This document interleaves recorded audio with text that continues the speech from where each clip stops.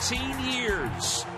3 years ago, the Phillies doubled up on their success, clinched back-to-back division titles in the East, and rode it all the way down Broad Street.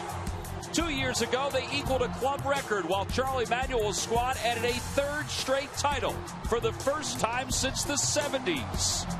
Last season, Doc delivered on the big day, and for the first time in franchise history, the Fightins captured a fourth straight division title.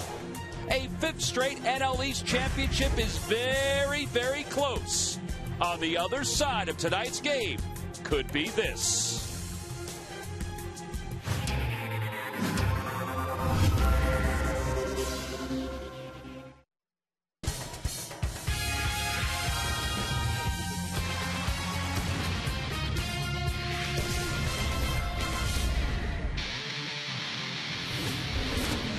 Up until about 20 minutes ago, all eyes from Philadelphia were on Atlanta, where the Mets and the Braves were battling. R.A. Dickey had a two-hit shutout up until that point. That's the game's only run, as Chipper Jones helped Tim Hudson by bringing home Jason Hayward for a 1-0 lead. Then in the ninth, 3 straight strikeouts by Craig Kimbrell, and the Braves had taken Game 2 from the New York Mets and, more importantly, laid out the storyline for all the fans waiting for standing room only tickets. The Phillies' magic number remains at 1 to clinch the National League East, and the St. Louis Cardinals are down by 4 in the race for the wild card. Hi, everybody. I'm Tom McCarthy, along with Chris Wheeler. Sarge will be around in just a little while. Well, we laid it out last night. We may have a celebration here in South Philadelphia. The Phillies' magic number is down to 1. Fate is in their hands, and also Wheels in the hands of Roy Oswalt. That's kind of neat, Tom, in a way that they can go out and win this thing tonight in front of the fans. It should be a lot of juice in the ballpark, and the Cardinals a very, very tough opponent right now because they are chasing the Braves for the wild card. Roy Oswalt, a guy who has pitched against St. Louis a lot in his career when he was with Houston, had a real good game when the Phillies got that big sweep against the Atlanta Braves. It was a no decision. He pitched 7 innings in that game. He struck out 7, and he was outstanding with his command of his pitches. He had a really good fastball and was able to use everything else effectively. And you have to think this is the guy they really want to pitch well and be the guy that starts playoff game number 4 in whatever series that could be. Mentioned against the Cardinals, he's pitched a lot against them. See, 29 starts against this team. His record just even, but his numbers are pretty good. His earned run average are very respectable, 3.30, and his walks and strikeouts are very good. So this is a team that Roy Oswalt is very familiar with and has won some big games against. Yeah, winless, though, in his last 8 starts against the St. Louis Cardinals. We'll see if he can change that and send the Phillies to another National League East crowd tonight. He'll be opposed in tonight's ballgame by Jake Westbrook, who's been very good on the road for the St. Louis Cardinals. He's about to make his 31st start here in 2011. Well, last night there was a lot of emotion. Carlos Ruiz with this ball off the glove of Corey Patterson. It tied it late for the Phillies. Everything was going the Phillies' way, but then things started to roll the way of the Cardinals. The lineups in the first pitch when we return. Phillies baseball is brought to you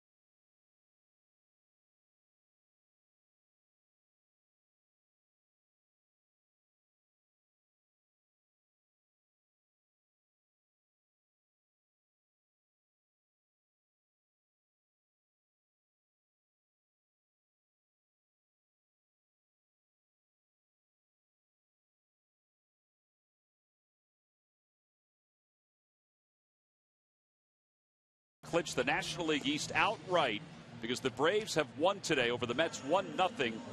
The Phillies can basically take care of business themselves. So if it's not jammed now, it is going to be jammed beyond capacity as this game moves on. Let's take a look at the Cardinals starting lineup. It's brought to you by Xfinity, only from Comcast. Leading it off at shortstop, Rafael Furcal. John Jay starts at center field. He'll hit second.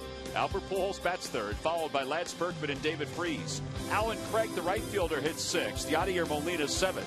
Skip Schumacher's at second base batting eighth. And batting ninth and pitching is Jake Westbrook. And they'll face Philly right-hander Roy Oswalt, who is 7-9 this year, 3.88 earned run average. And Will, to say that this has been an up and down year is kind of an understatement. Yeah, he has had problems going home, trying to tend to some personal business, and of course his back's been bothering him a lot. But it has not bothered him, he says, since he came off the disabled list. And his fastball is up to the velocity where he pitches at this point in his career. He's been going deeper into games, and he's pitched a lot against the St. Louis Cardinals in his career. As you said, Tom, they've handled him a little bit lately, but his numbers are still good against him. Well, Rafael Furcal will lead it off against Roy Oswalt. Here's the first pitch of the night, and we're underway. It's a called strike one. Furcal, 250 with the Cardinals with 6 home runs, 14 runs batted in. Overall, 7 home runs, 26 runs batted in. And that includes his time with the Los Angeles Dodgers. Just a big night for the Phillies if they could clinch, of course, but they have a lot of time for that. For the Cardinals, they have to keep winning because they lost a half a game to the Braves today in the wild card. Up high, 1-2. Tony La Russa, the manager of the Cardinals, said after last night's ball game, let's see where we are after this 4-game series. What we want to do is be able to head home still in this race. Yeah, and they have a very favorable schedule after they leave here. I mean, the Phillies are obviously a formidable opponent for them, but you know, they play some teams that, well, they play the Mets, the Cubs, and the Astros, and those are some teams that, you know, Tony La Russa's club would look at and say, well, we take it one day at a time, but we can win some games there. See, the 1,400 wins as a manager of the Cardinals. Albert Pujols played a big hand in that last night. He reached base safely 6 times. 1-2 the count to Furcal, and a new baseball for Oswalt. Rafael Furcal has hit in 4 consecutive games on this road trip for the Cardinals. He's 6 for 17, even though he sustained a slight knee injury in Wednesday's ball game. Still played last night. Well, that's why they brought him here. They brought a veteran player like Rafael Furcal at a key position to try and help them get to postseason. Hit hard toward first. Ryan Howard is there. Well, time now for our Nissan keys to tonight's ball game. Well, guess what would be number 1 of this game tonight? Let's pop the corks. Why not get it over with? And Roy Oswalt, will he be the starter in game number 4 in postseason? Well, he sure wants to be, and so do some other people want him to be. Can't imagine that they would make any other move than having Oswalt as the number 4 guy. And not that Vance Worley has not pitched well, but he's got so much experience in the postseason compared to Worley. Here's John Jay, who takes a fastball up high. Yeah, and I think you render Oswalt, you know, a guy you can't use that much either if you put him in the bullpen. Vance can and has worked out of the pen.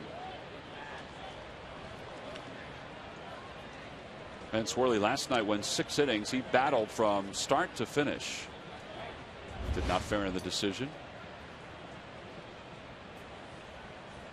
John Jay's numbers, they've been pretty good. 413 here in September. Outside, 3-0.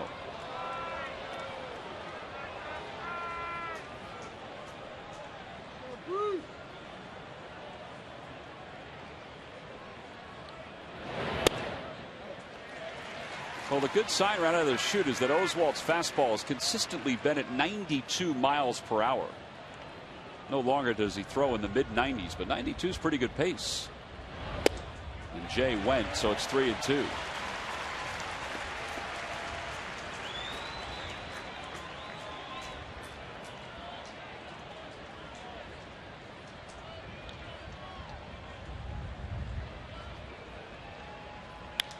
Fly ball left field, playable for Ibanez. During the 2011 season, Turkey Hill will contribute $100 for each Phillies victory and 5 cents for each carton of Phillies Grand Slam ice cream, sold to support the Phillies youth baseball and softball programs. So far, with wins alone, $9,700 has been donated. See the conditions: 61 degrees at game time. Cloudy. It's been cloudy most of the day. And here's Albert Pujols. Pujols trying to reach 300 batting average, 30 home runs, and 100 runs batted in for the 11th consecutive year. He got his average up over 300 with that big night last night. Change up low, 1 ball and 1 strike. Wind is blowing out, it would appear, to left and left center tonight. So, you know, we've had a couple games where it's been the opposite.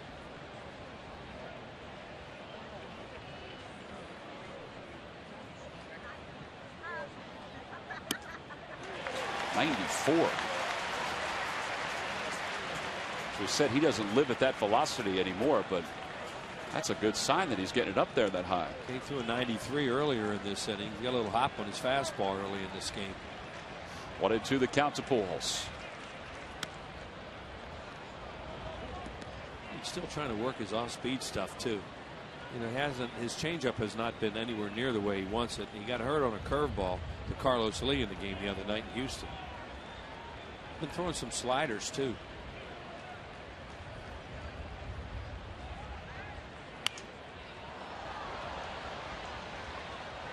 Well, he is really throwing his fastball in this inning more than anything else. And he's throwing it up too, and he's got some life. Wow. A lot of threes. What a player. A lot of ones at the end. He isn't the best player in the league. Who is? Consistently. Amazing.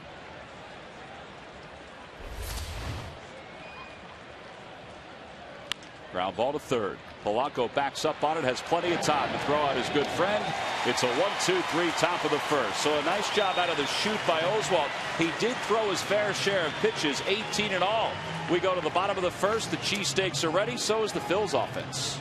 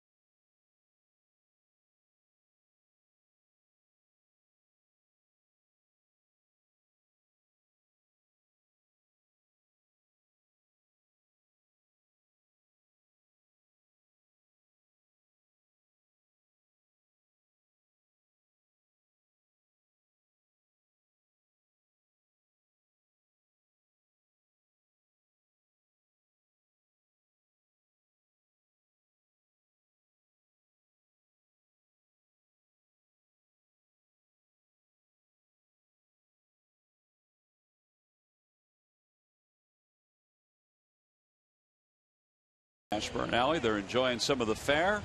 In fact, those lines have been pretty long most of the ever since the gates opened here tonight. Let's take a look at the Phillies starting lineup. It's brought to you by Xfinity, only from Comcast. Leading it off at shortstop, Jimmy Rollins. Shane Victorino bats second. Chase Utley hits third, followed by Ryan Howard and Hunter Pence. Raul Ibanez is in left field, and then the bottom third of Polanco, Ruiz, and Oswalt. If you're looking at that lineup saying, boy, that doesn't look that familiar. Well, it really shouldn't, but that's the lineup that Charlie Manuel wanted. Yeah. Once they acquired Hunter Pence. And Rollins takes a strike. Yeah, they haven't played together a whole lot. Here's Jake Westbrook's numbers. Pretty respectable. Guy is a very workmanlike pitcher. He is a contact pitcher, as you see by the hits per innings pitched. And there's some contact. Rollins starts it off with a single up the middle.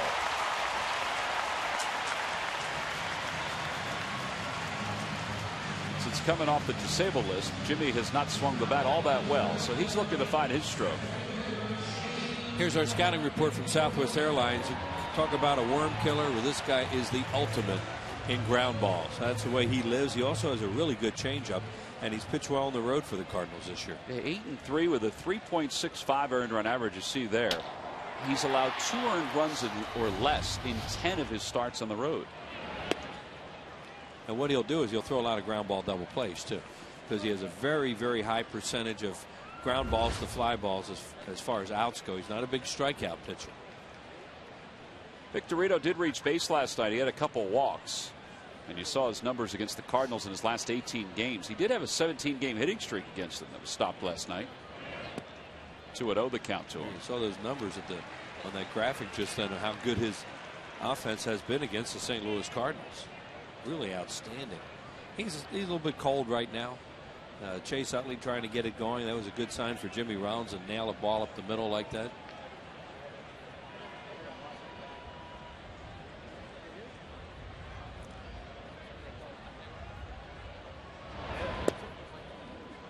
Two and one the count. Now you can run on Westbrook. It's the guy behind the plate that's trouble. Yeah, he's really good behind the plate. See, there we go with the double play opportunities, or the opportunities and how many he has. So he'll allow base runners. It's tougher to run on him with Molina back there, but he'll throw his double plays. He's going to stay, excuse me, Tom, he's going to stay with sinker and changeup for the most part, the left-handed hitters, and those are both potential ground ball double play balls, pitches. Yadier Molina's thrown out 26% of the runners trying to steal. That's below his average for his career, but it's still pretty darn good. Yeah, probably a lot of it has to do with the pitchers. David Freese, a third baseman's creeping up at third base as if they think Victorino may try to bunt either for a base hit or just a sacrifice for a run here in the first. See how close the third baseman is. 3-1 the count to Victorino. The Lucky McDonald's Phillies home run jackpot contestant is Kelly Amato of Ben Salem. If the Phillies hit a home run in today's ball game, then Kelly will win $200.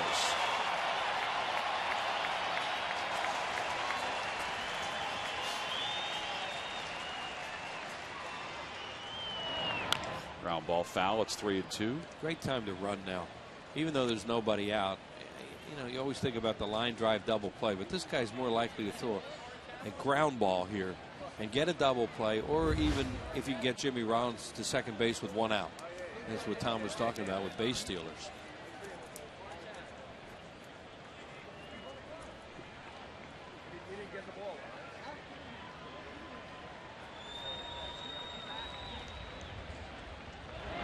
Rollins goes, and it remains 3-2.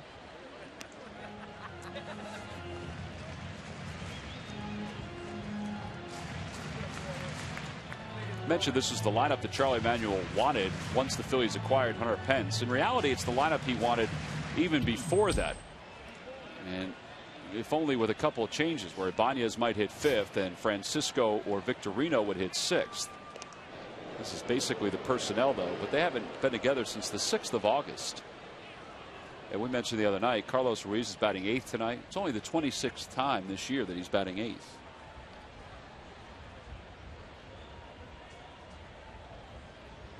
Three balls, 2 strikes the count.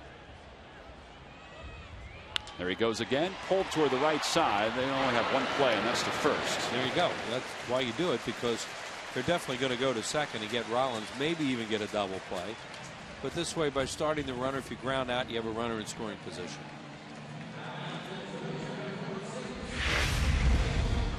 You really want to run on a pitcher like Westbrook when you have a chance, especially with the count. You see Jimmy Rollins is gone running on the pitch. I mean running on the count. So he easily gets a second. Stay out of the double play. Maybe Chase Utley or Ryan Howard could knock him in. Utley's 5 for 15 against the Cardinals this year. Overall hitting .261 with 10 home runs, 41 runs batted in. One of his 2 hits over his last handful of games is a pinch hit single to center. He was leaned into that one.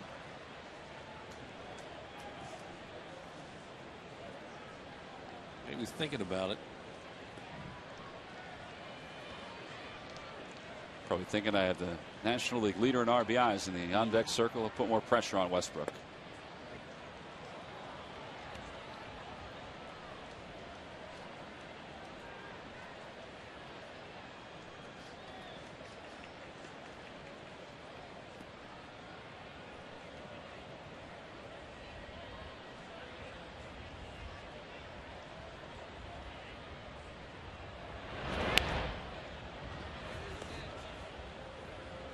Westbrook had Jimmy Rollins going back to second then as he delivered that pitch. Whatever he did fooled him a little bit. Thought he may be coming back there or stepping off.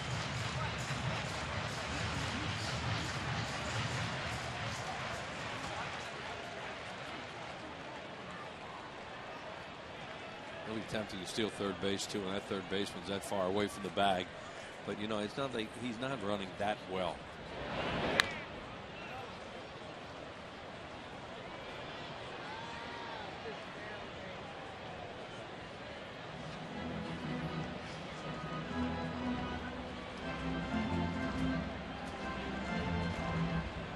One ball, 2 strikes the count to Chase Utley here in the bottom of the first. Cardinals acquired Jake Westbrook from the Cleveland Indians a year ago to help in their drive to the postseason. Off the end of the bat toward right field, and it's caught by Alan Craig. Talked about how he likes to throw a changeup too to left-handed hitters. That was a changeup after all those sinkers.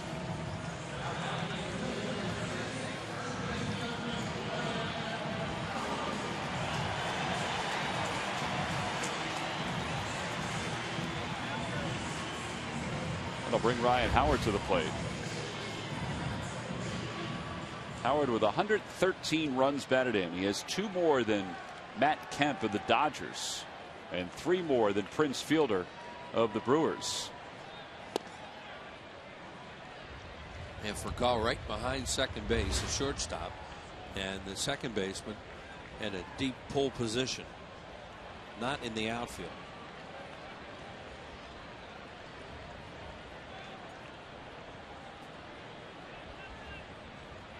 Molina just signaled to have Westbrook step off.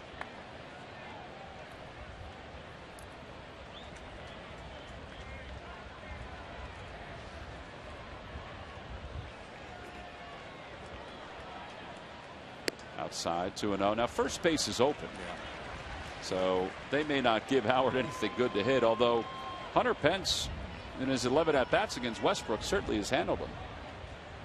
But your point is well taken. Ryan's been swinging pretty good the last few days.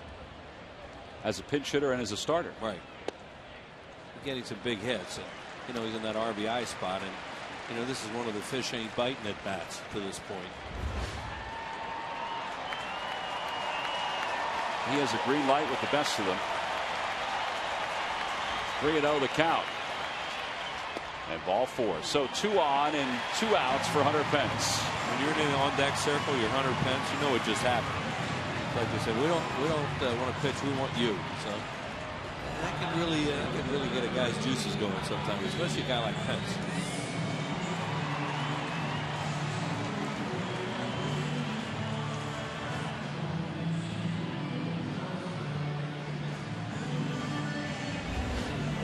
Pence overall 20 home runs, 88 runs batted in with the Phillies, .310 with 9 home runs and 26 runs batted in.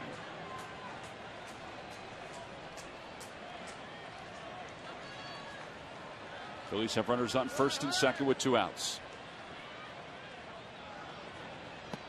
And he takes low, 1-0. It's not often that he lets the first pitch go by in an RBI situation. Cardinals probably know that better than most teams because they face Pence so often.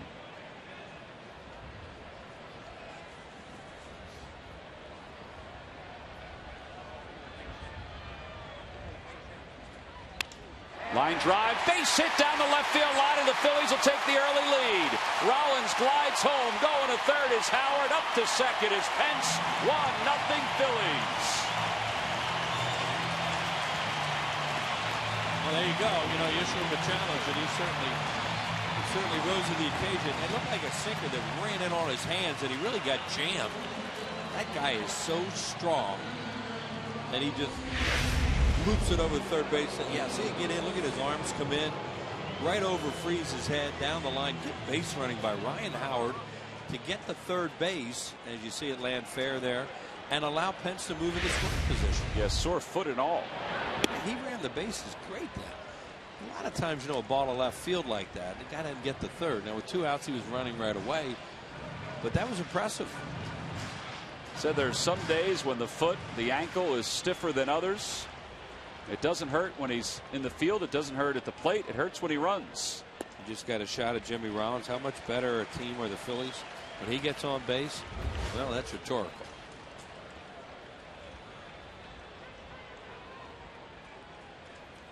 Two balls, no strikes, the count to Ibanez.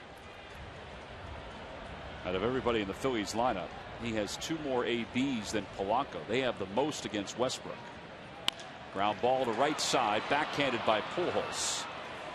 And the Phillies settle for a run. Ibanez hit it hard. Hunter Pence did not hit it hard, but it produced an RBI double. A jam shot down the left field line. Rollins scored, and the Phillies take a 1-0 lead into the second.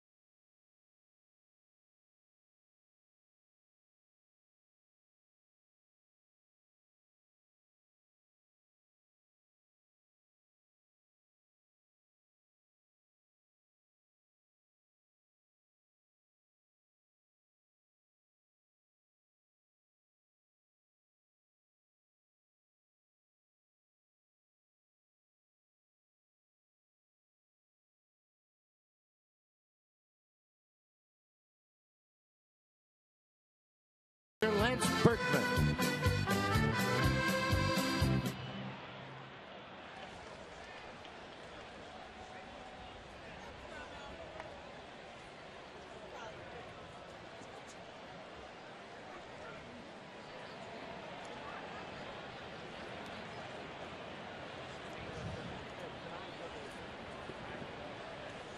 Now we go to the top of the second. Ashburn Alley, the view from way atop on the Bud Light, or excuse me, Budweiser rooftop.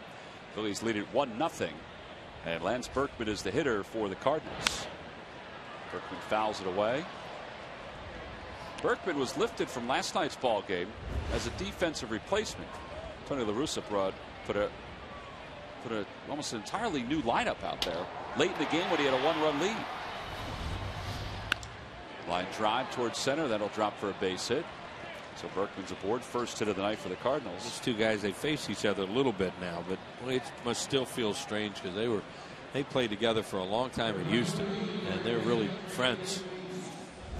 Visit the official online shop of the Phillies at Phillies.com. Browse the largest online selection of authentic team gear, including caps, t-shirts, jerseys, collectibles, and more. Get your team gear straight from the source. Shop the Phillies.com shop. Here's David Freese with a runner at first. And he takes on the outside corner. Tony La Russa joked after the ball game. He said, I'm sure there were a lot of people out there that were wondering in the 9th and 10th innings, well, where the heck was Lance Berkman? Yeah, well, that's what happens. Remember when the Phillies used to go through that all the time with Burrell? It seems like a long time ago, but it wasn't. And when Charlie would make a move with Pat Burrell, and then if the game got tied or something, his at bat, what are you doing, taking him out? And it happened once in a while. And who would play left? Oh, Eric Brumlett would go in and play left field all the time. On the Toyota Major League scoreboard, Tampa Bay defeated Boston 4-3. Red Sox won last night, so the Rays have won 2 of the first 3 games of that series. And this wild card looks like this. The Rays within 3. They really need to win tomorrow and leave Boston down 2 in the wild card. Yeah, 2 out of 3 they need. And they lost the first game of the series. Well, they have a 4-game series. So they want to win the series or split it. Yeah, the Rays have already won 2 of the first 3. Right. So they want to win tomorrow and leave with just a 2-game deficit. Right, because they started that series on Thursday.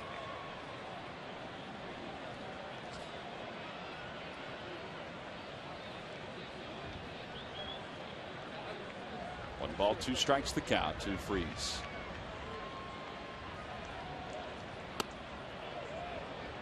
Well, he's of course have a chance to clinch tonight. It's such a relaxing atmosphere for clinching. You know, you think of how they went to the last game of the season one year, next to the last another year. Speaking of clinching, the Tigers last night clinched the American League Central. Fly ball center field, playable for Victorino. How about the job that Pfister did and has done since they picked him up from the Seattle Mariners? He won again last night. He's got 9 wins this year. You might say, well, that's not that great. Yes, 7 are since the trade. Yeah. Talking about going out and getting an arm at the trading deadline. They did. They have a pretty good #1. And not bad #2 in Porcello. Yeah. 2 hard throwers in Verlander and Porcello. Here's Alan Craig. Alan Craig was also lifted last night for defensive purposes. Corey Patterson came on to play right field for him. And he struggled with that ball that Ruiz hit, and Phillies tied the game with 2 outs. Oswalt right now has good command of his fastball. By that I mean in, out, and up. He has three different locations right now, and he's commanding them to the point where he's getting ahead in the count. Now they're fouling a lot of balls off on him, and that's why his pitch count's a little bit high.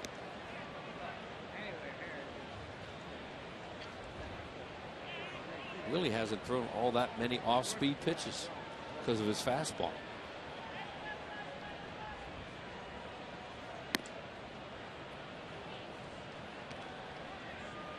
He truly is one of those guys that likes to pitch off #1.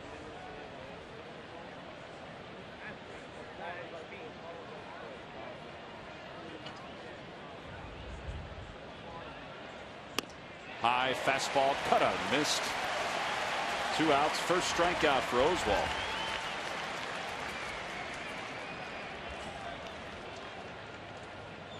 So 2 away. It'll bring Yadier Molina to the plate. Now, this is what Wheels was talking about. Last year, the Phillies clinched the division in game 157. 158, 161, 162. Yeah, those were a little itchy. A little bit nicer situation right now, depending on when it happens.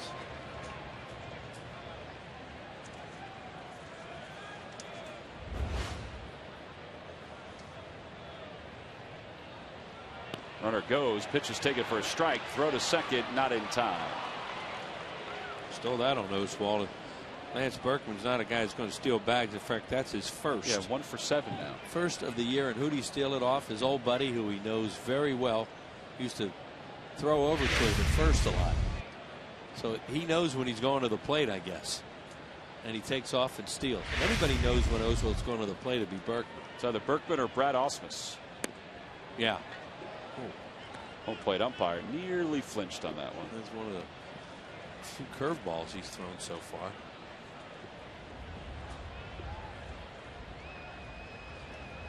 One and 2 the count to Yadier Molina.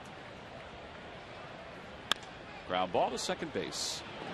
Gobbled up by Chase Utley. And another easy inning for Oswalt. So he does allow a leadoff single to Berkman, but he brushes that off. Gets the next 3 hitters. We go to the bottom of the second here in Philadelphia with the Phils on top 1-0.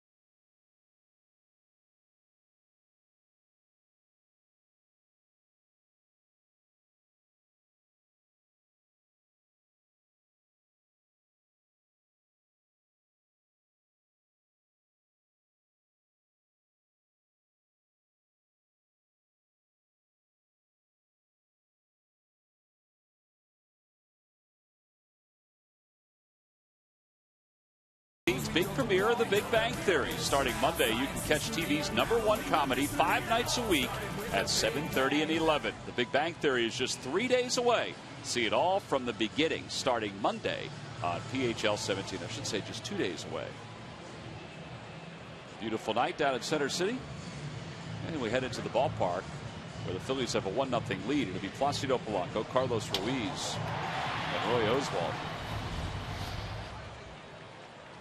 Phillies have some reinforcements that have come to town, with Lehigh Valley losing last night to Columbus in the Governor's Cup Finals. Phillies made a number of roster moves after their game last night and during the Phillies game. And they've even brought up an extra Hall of Famer. Ryan Sandberg, the manager of the Lehigh Valley Iron Pigs, is in the dugout, and he will be with the Phillies for the remainder of the season. Yeah, that seems a lot of clubs like to do that, is bring their AAA guy up at the end of the year and let him be around the club. Ryan and his staff did a heck of a job this year. Sure did.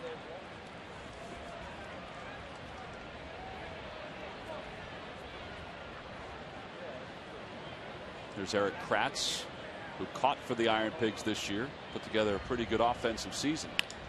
Polanco serves it into left center field, a base hit. Takes a big turn around first. He'll hang out there. So a leadoff single.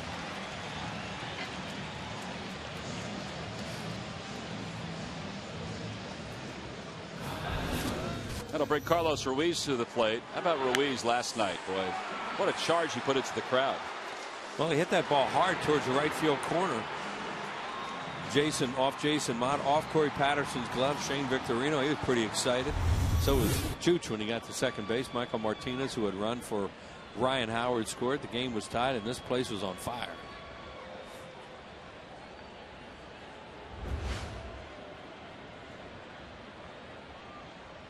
Carlos Ruiz hits it to second. That could be two.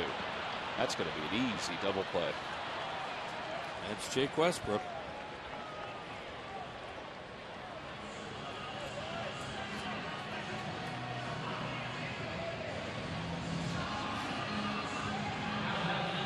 There's Ryan Sandberg. This will be kind of interesting for him, coming to a big league park where he had such a great major league career, but just to look around and see this place all jammed up like this. 80 wins this year at AAA. And Ryan Sandberg played a lot of games at the Vet. Some of them in a Phillies uniform, not many. Here's Oswalt. Ryan Sandberg had more than 2,000 hits in his major league career. Roy Oswalt is one away from number 100. Ground ball back toward the middle. Not going to get it here. And Pujols digs it out of the dirt. No runs, one hit, nobody left. We've played two. On to the third here in Philly, with the Phillies up 1-0.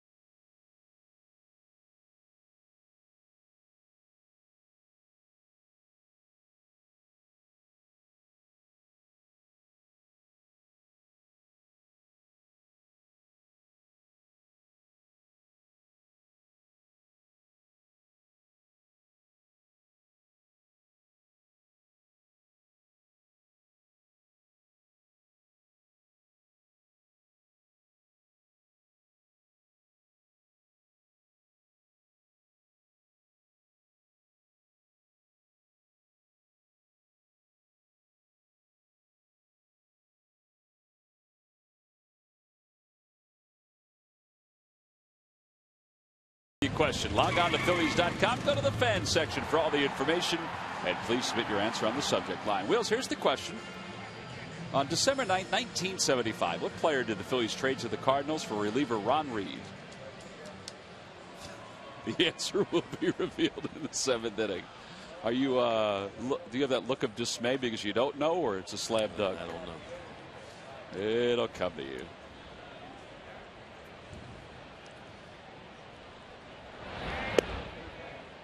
Skip Schumacher takes a strike. It's 0-1. They start at the top of the 3rd. Whoever it was, that was a good trade for the Phillies. His old big slink, he pitched a lot of games and a lot of innings for this team. It's such a good trade that you don't even remember who they traded for. No. I remember I was over the Spectrum that night watching a Sixers game, and Larry Shank called, and I had to go over to the office and write a release on it, and I don't remember who it was. So you didn't include the person in the release? Oh, sure. You remember that you were at a Sixers game. Who were they playing? I don't know that. That was 35 years ago or whatever that was. But I remember the night of that deal was made, and Larry was doing something, and I was his lowly assistant, so he said, get over there and do this, will you? So I did. Did you walk across the street or sure, take a car? Walked across. He said, where are you? Oh, not probably drove over. He said, where are you? I told him. You know, he tracked me down, and he found out where I was, tracked me down there, and can't remember who it was. It'll come to you. Remember who it was. 1 ball and 1 strike to Jake Westbrook, a 114 hitter. He does have a home run this year.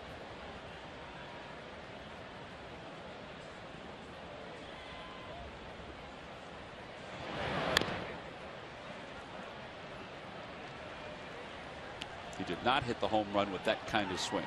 No. No, watching him swing the bat the few times we've seen him, you don't think about him as a guy who's going to hit a homer. Swing and a miss. He got it with some high cheese. Well, his fastball's really good tonight. It's just so obvious. And when he has that hop up in the zone the way that he does, and he's also commanding it in other areas, that's when he's really good. And the ball's jumping out of his hand tonight. Good high fastball. Must look very enticing to the hitters, and they're chasing it too.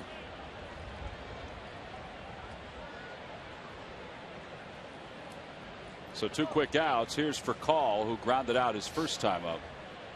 Phillies lead it 1-0 thanks to an RBI double by Hunter Pence in the bottom of the 1st.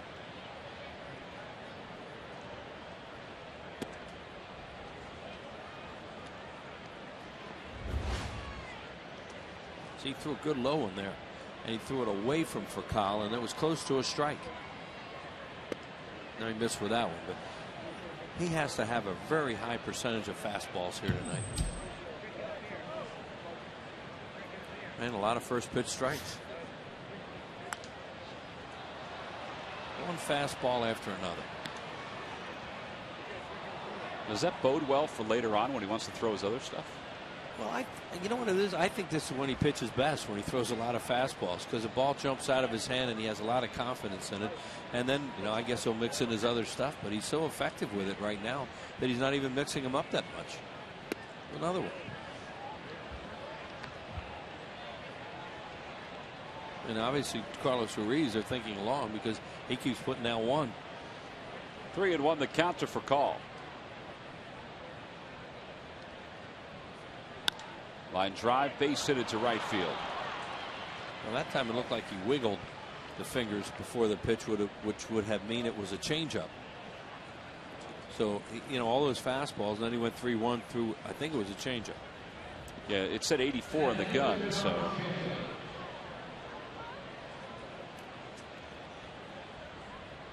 That'll bring John Jay to the plate. Wheels, just so you know, in case anybody asks you where you were when Ron Reed was traded to the Phillies, and if you want to finish the story, you were watching the Sixers play the Cleveland Cavaliers, and what you missed was that the Sixers won that game 100-85. I was there though, wasn't I?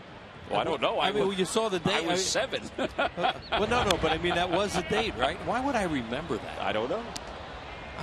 That is, I don't know why you remember certain things in life you don't remember others. Maybe it's because I'm thinking, Larry, why don't you write the release? Well, they improved to 16-6. Thank you. With that win over the Cavaliers. I'm sure this is really helping the fans with the answer. Up and in, 1 ball and 1 strike. Sixers were hot. I figured you were going to look up that date and say they didn't play that night. No, you were right about that. Yeah, I'm wondering about that too. Why?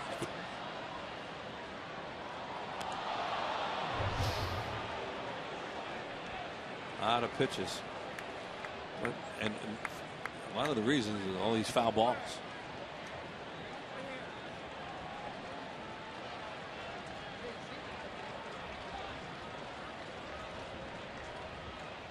Outside, try to curveball, and it's 2-2. That's the one he throws a little bit harder too. That was in the 70s. I mean, this guy, you would think Jay's going to get a fastball here because he doesn't want to pitch a pool holes with a couple men on. There goes the call. Pitch is popped up. Right side. Now slicing toward the center of the diamond. It's Utley's call. And again, Oswalt allows a base runner, this time with 2 outs, but is able to get through the 3rd. We've completed 2.5. The Hyatt inside pub is rolling along. So are the Phils.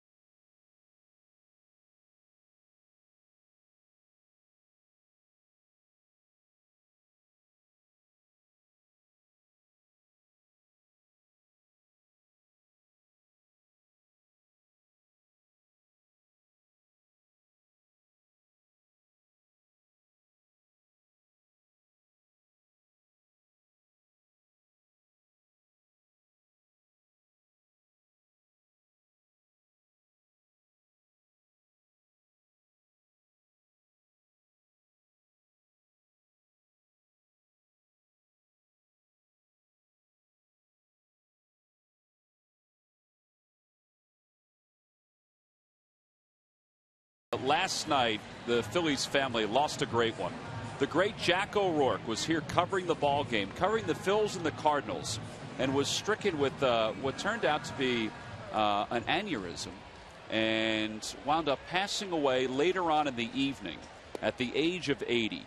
And that's only part of the story. You saw that graphic and some of the particulars about Jack. He used to sit right there in the front row. Ted Efaw's in the green golf shirt. Just below Ted in that open seat is where Jack used to sit. And what a breath of fresh air. 80 years old, but was at every spring training game. Was always here at, well, not always at the ballpark. He and Tom Maloney from KYW would trade off from time to time. Ron Corbin. Yep. And Jack was here in the press box.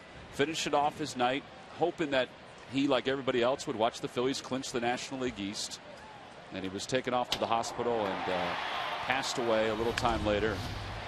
As Rollins singles to left field, we send our best out to Jack and his to Jack's family, because he was a wonderful, wonderful person. Amen. Just a great friend for so many years, and he used to always kid around. He and I would kid around every year and say, who's going to get to spring training quicker this year? And every time we'd see each other, say, all right, what day did you get here? And, you know, we'd say, well, who got here first? And Jack loved baseball, loved the Phillies, and he absolutely loved going to Clearwater, Florida for spring training. He sure did. Enjoyed every minute of that, and we're really going to miss him. Jack started out here in Philadelphia, then went to New York to NBC. For 20 years, won the Peabody Award, which is a tremendous award for radio reporting, and then came back here to Philadelphia. He used to sit in one of the empty broadcast booths during the games, And many times he would sit with Robin Roberts, and he used to talk about how much he loved to sit and talk baseball with Robin Roberts. And I'm sure Robbie enjoyed it, being with a wonderful man like Jack. Well, again, our thoughts and our prayers go out to Jack's family. And it was very tough coming to the park because we left last night thinking he was okay. Victorino sacrifices, and Rollins goes up to second. Yeah, that was a sacrifice, as you said, Tom. They're playing for a run here, trying to get another run off Westbrook, and they're also trying to take away the ground ball double play with a man on first base, even with a fast runner like Shane.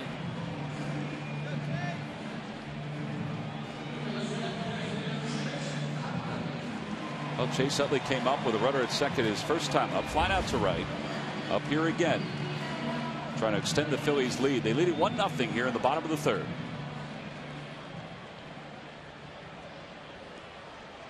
And when they need to clinch, they're usually very good about it. Yeah, they've been good at that. That's why I thought tonight, knowing that there's nothing else out there, you don't look at what anybody else does, that they have it right in their hands, that they would go after it here tonight. But conversely, as we mentioned, the Cardinals are playing for a lot. They are not going to roll over and just say, yeah, go ahead, pop the corks, have fun.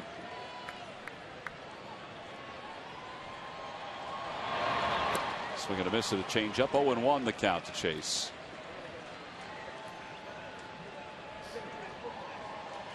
It's a big night. He's stealing some popcorn. Yeah. Does he do a make good on those? I think he's got an account. Put those popcorn on my account. Yeah, he keeps throwing him changeups. He has a good changeup to these left-handed hitters, but if you're Utley, you're up there thinking you're going to get sinkers.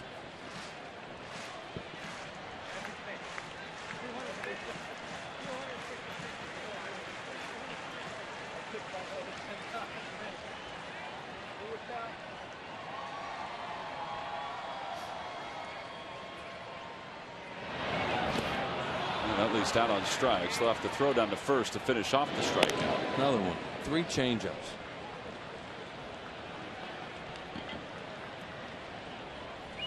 First strikeout for Westbrook. Rollins still at second. Here comes Ryan Howard. Let's see what they do here with Howard. Last time Howard was up, they worked around him and then pitched to Pence, and he doubled to left field.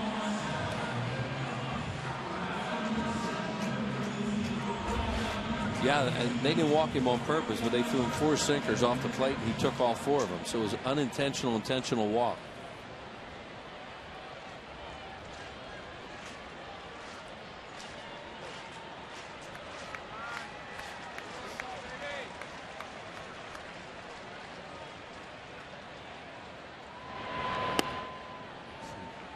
Came in that time. Yeah, that was a little more aggressive than the first time. He either threw a slider or a cutter or something that moved in on him a little bit.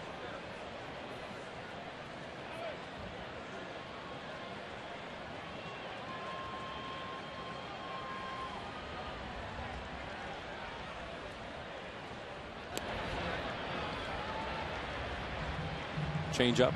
He is just not pitching to Ryan Howard tonight. It's almost like they say, go ahead, swing at something if you want. We're going to try Pence again.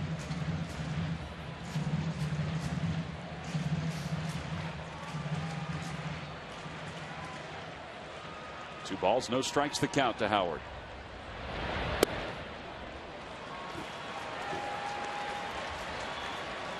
Well, they're sticking to their guns, it looks like. Ryan Howard had a really disciplined at bat last night, 2 nights ago, 3-0 and got a hit, and right now he's 3-0 again. Ball 4. So he walks on 4 pitches for the second straight at bat. It's the same scenario as the first inning. Phillies baseball is brought to you by Acura. Acura Advance by Citizens Bank. We're for homes. Talk to us today about how we can help guide you to the loan that's right for you. By Anheuser-Busch, smooth Busch beer and easy drinking Busch Light. And by the Quality Plus Sports Stores. And here's when Hunter came up in the first inning. Look at this run and sinker. It was supposed to be away from him. It came right back on his thumbs. Fights it off. Jimmy Rollins scores. That one had a hurt a little bit. Didn't look like it with him. Hunter Pence is 7 for 18 with 8 runs batted in since coming to the Phillies. When the other team walks Ryan Howard, that includes 4 for his last 4.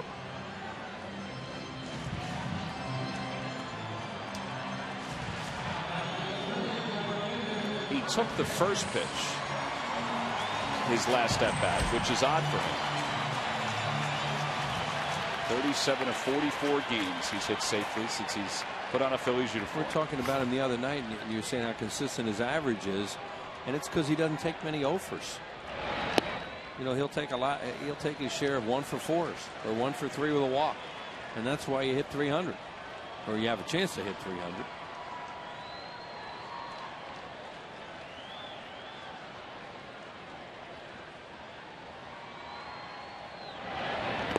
In the dirt, 2 balls and no strikes. And he technically has another base open. They did have a conversation out there. But, you know, whether they want Ibanez more than Pence with 2 outs. Raul grounded out his last time up, but boy, he hit the ball hard. Right on the nose.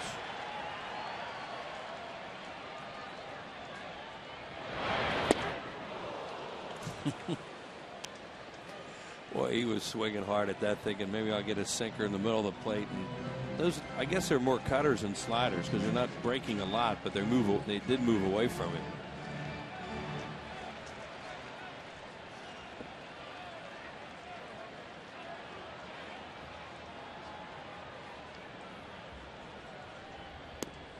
Another one.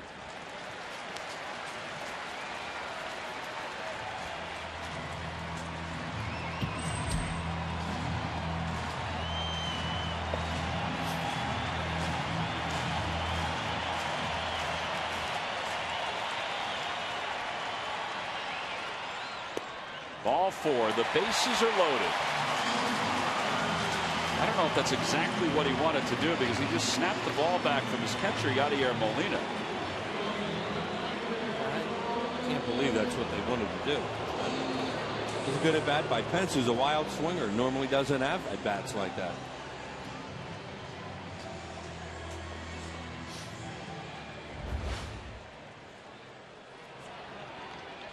Pujols made a backhanded play the last time Ibanez was up. So the bases are loaded. 2 outs here in the bottom of the 3rd.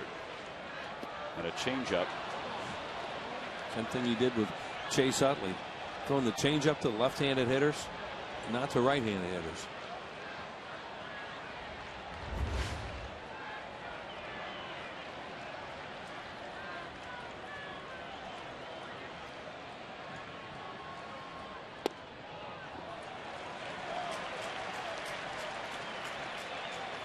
He's up to 50 pitches now. And there's the breakdown. And that's not a big deal with a guy like Westbrook because he's not a big strike thrower necessarily. He's going to pitch to contact.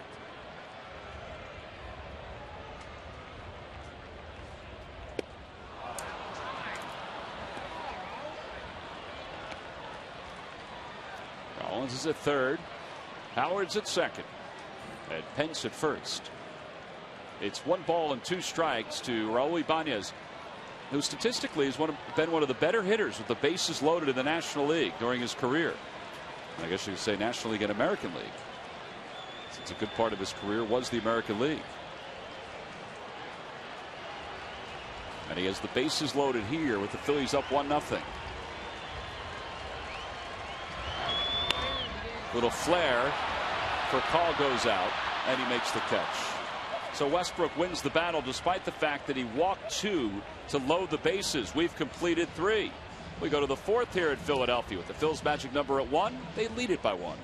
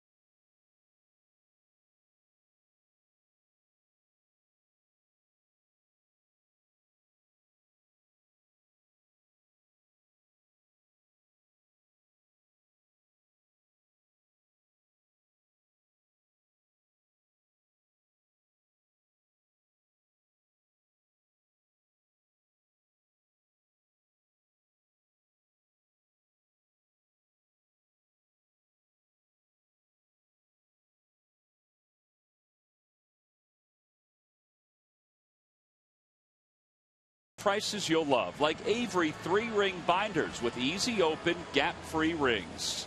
Who but W.B. Mason? Phillies lead at 1-0. Let's see, 2007, 2008, 2009, 2010, 2011 has a nice ring to it. It would be 5 consecutive National League East championships. His record of consecutive divisional titles, which is a franchise record, will continue to build. Quite a feat. Shows the consistency of the players. And this year, however, you got to give a lot of credit to the pitchers. That's interesting. You know, the other day, Charlie and I were talking. Each of the teams has had a different personality. One was offensive minded. Oh, yeah. You know, this one is probably more pitching minded with enough offense. Fly ball, shallow right field. Pence coming in, Utley going out. Good job getting Pujols for the first out here in the 4th.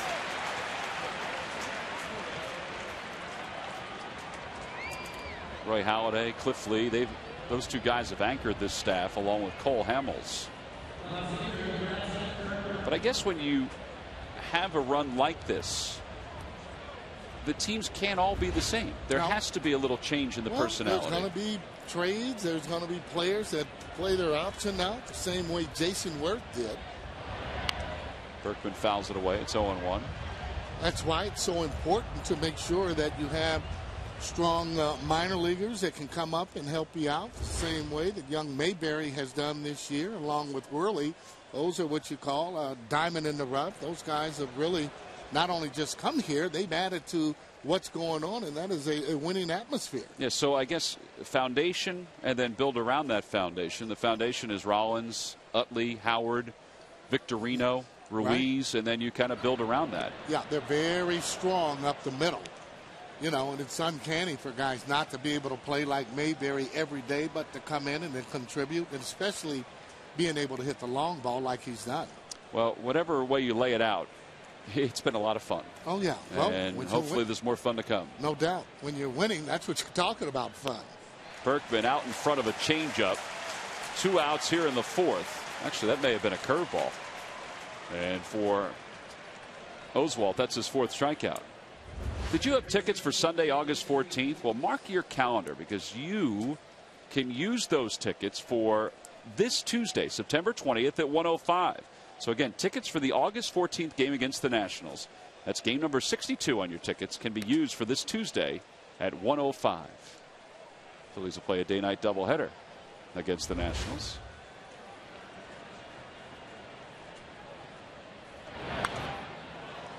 One ball, 1 strike to count to David Freese. Oswalt had a real good fastball here tonight, getting upwards of 94. You can tell that arm strength is coming back. The better the arm strength, easier it is to throw the changeup and deceive the hitter.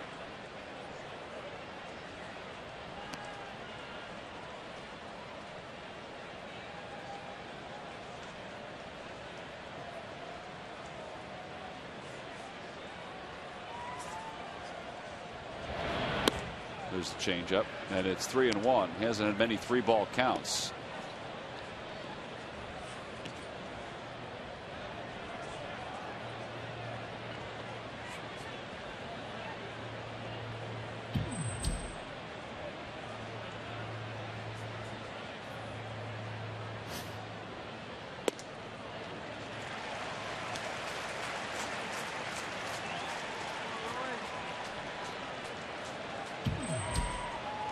Now, and Craig is on deck.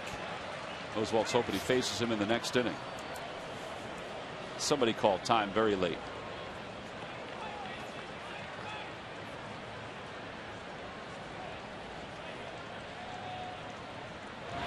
Swing and a miss. He got it with some high heat.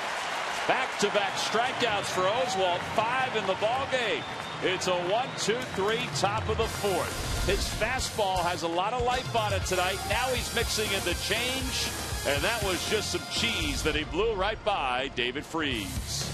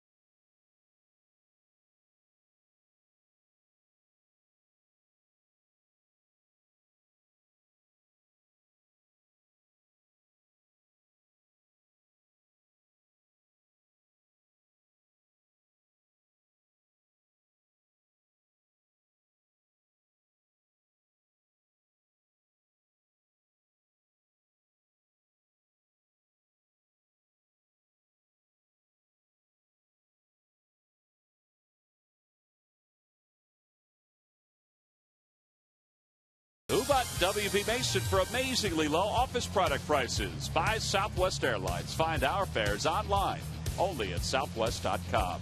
And by Mazda. Zoom, zoom. Well, it's German Heritage Night here at the ballpark. There were some dancers before the ball game, some music being played. A little celebration over on Citizens Bank Way. Fans are hoping there's a celebration inside Citizens Bank Park as this night moves on. Phillies have already clinched a playoff spot, but they are looking to clinch the division crown.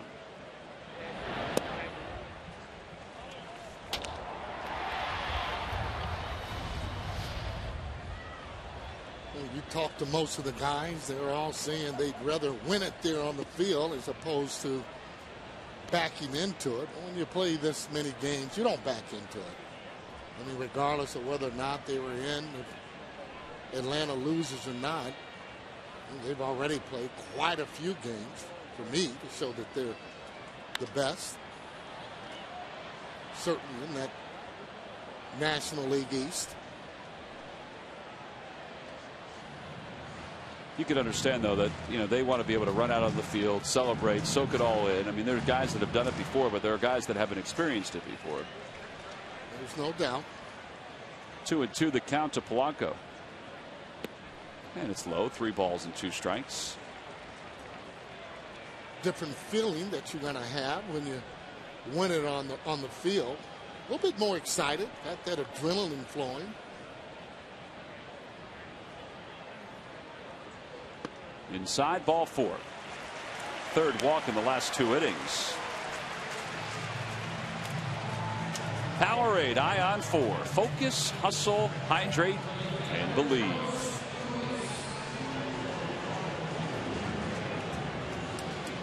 Westbrook has thrown 58 pitches so far. Nobody out here in the bottom of the 4th. And here's Carlos Ruiz.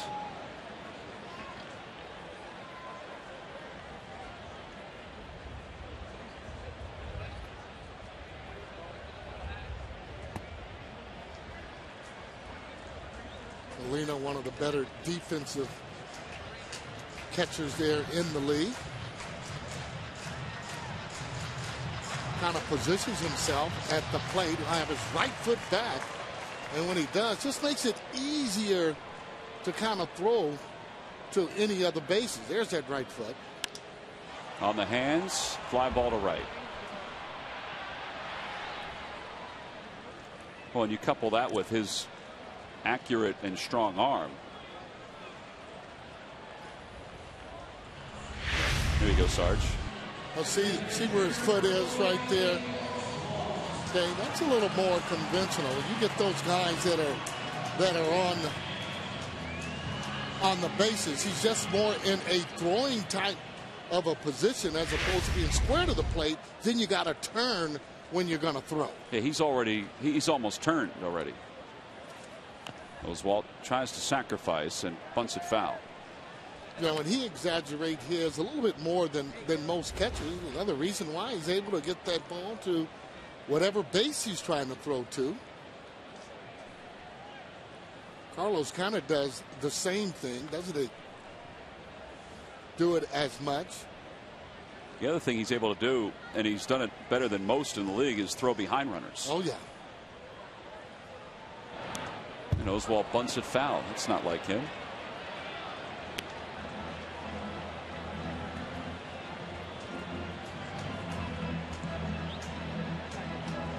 Usually Molina, Pujols will have a sign as to when he's going to throw that ball over to first base.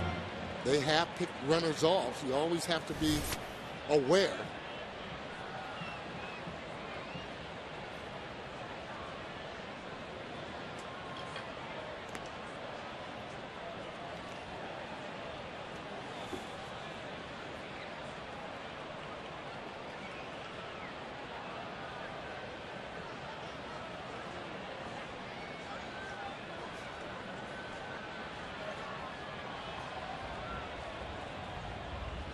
And he bunts it back toward the mound. They may have a play at second. They go to second, and he's dropped the ball.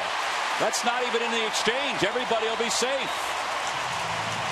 Rafael Furcal just dropped the ball. He never put his throwing hand into the glove. So the Phillies will have first and second for the top of the order. Well, give Polanco just a lot of credit there.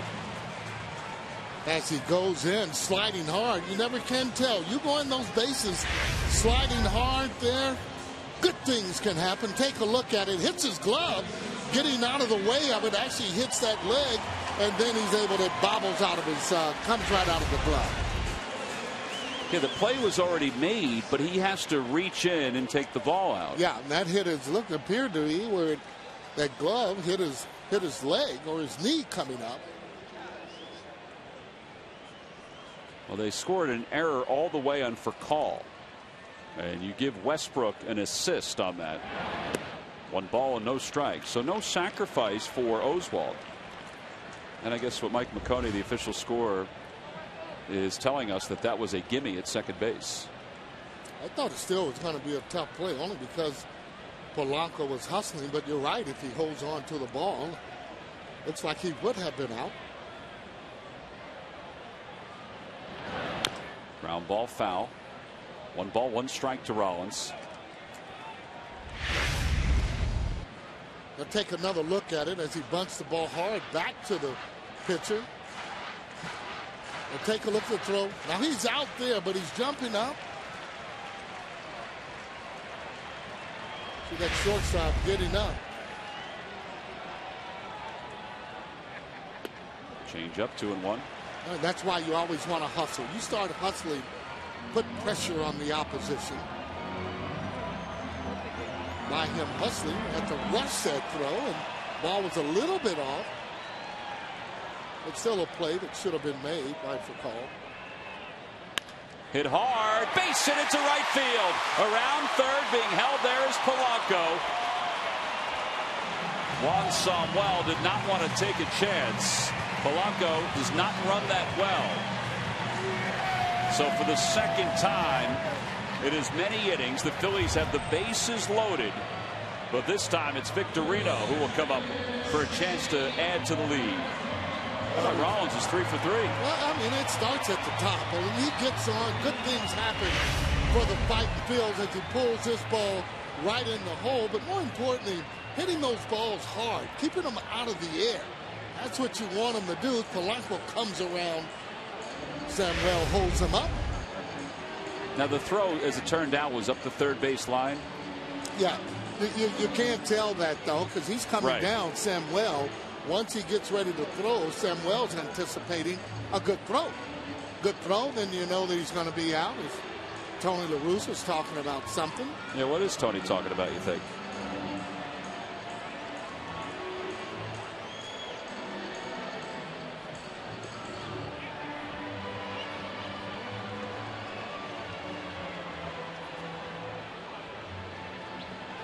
The umpires are going to talk.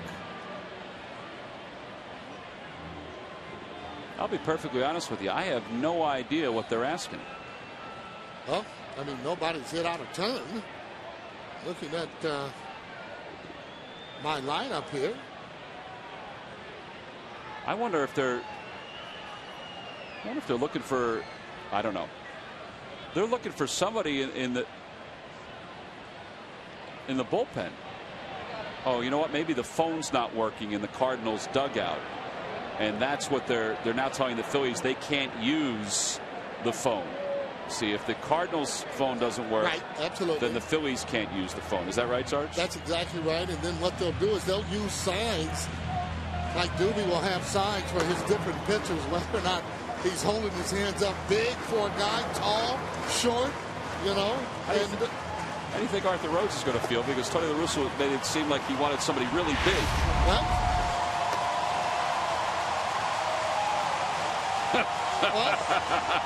that's the sign for Arthur. Well, the bases are loaded with 1 out. Victorino's the hitter. Outside, 1 ball and no strikes. Pressure on the pitcher to throw a strike. Just make sure you get that ball in your zone and let it go.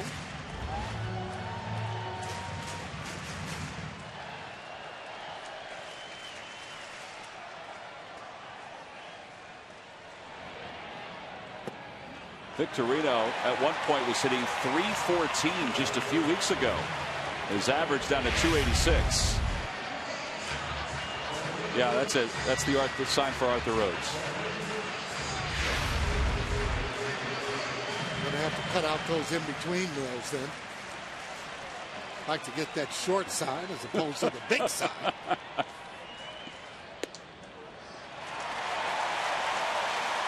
Close pitch. Good idea, however, by Shane Victorino. You know, when you're not swinging a bat the way you should, you make that pitcher throw strikes.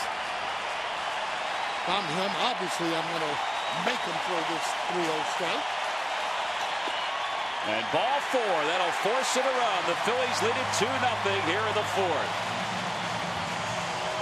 Those are some close pitches, but they're not strikes. An RBI for Victorino. Polanco crosses the plate. Here comes Chase Utley, and here comes Tony La Russa. Yeah, he's probably going to, you would think, maybe double switch if it's this early, but Arthur Rhodes, though, the type of pitcher, you really don't want him going more than an inning. He's a situational type guy. Well, there's the signal for Arthur Rhodes. Boy, how about this? Tony La Russa is not wasting any time. He's going to take Jake Westbrook out of the ball game. In the bottom of the 4th, the bases loaded. The Phillies up 2-0. Westbrook's been so good on the road. He's calling for the big guy. It's an AT&T call for Arthur Rhodes. The Phillies have the bases loaded, and one man down. Chase Utley is due to bat.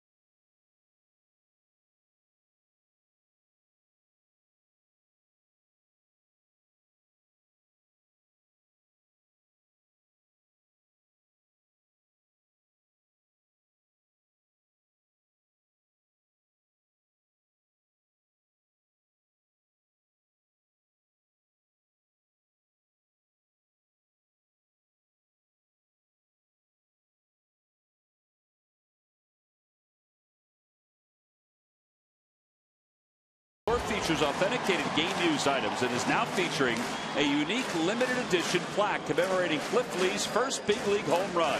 For a list of available items and more information, email merch@phillies.com. There's the plaque, there's the dirt. Cliff will always remember the home run, and now this is an opportunity for you to remember Cliff Lee's home run. He's hit one here and one at Dodger Stadium. Former Phil Arthur Rhodes, whose tour with the Phillies was not really that good. This is his second team this year.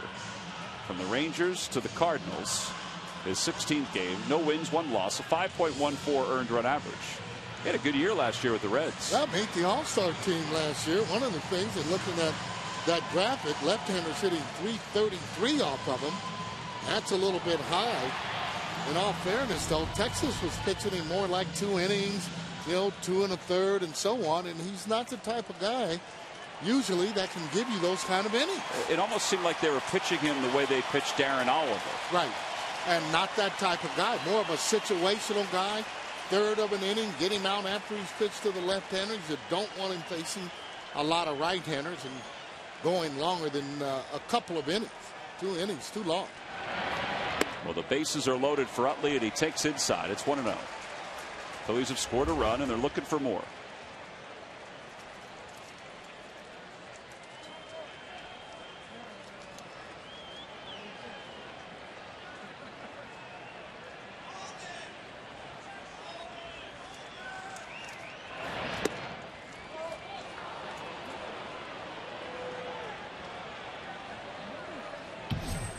Mitchell Boggs is up throwing behind Arthur Rhodes. Well, depending on what happens, obviously he would be for Hunter Pence.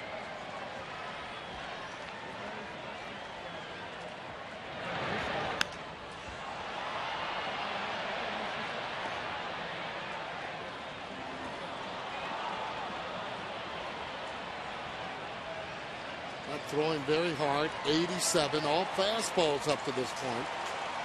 Chris Utley needs to get set for me a little bit sooner than what he's doing. See whether or not Arthur's going to come in with the fastball or maybe use the breaking ball to try and get Chase out. And Chase trying to drive that ball out in that outfield somewhere. Not a base hit.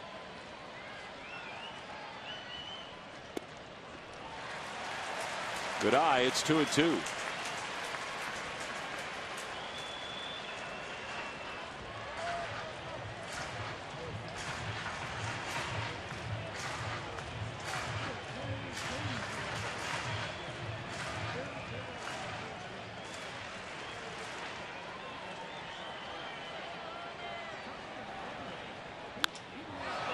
Fly ball, right center field. It's not deep. Oswalt tags. They collide. The catch is made. The throw to the plate is taken on one hop. And Oswalt stays over at third. Wouldn't have been able to make it. Ball was not hit deep enough, even though they collided. Now, one of the things, though, when that ball's hit up there, you can't hear either one of them when they're saying, I got it, I got it.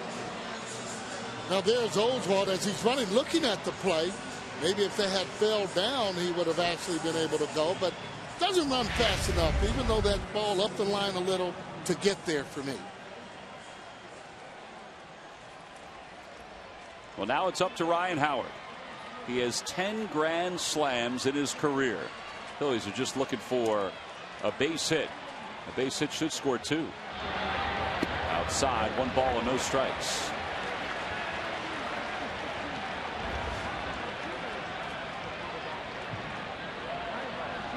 That includes a game-winning hit last year when Rhodes was pitching for the Reds.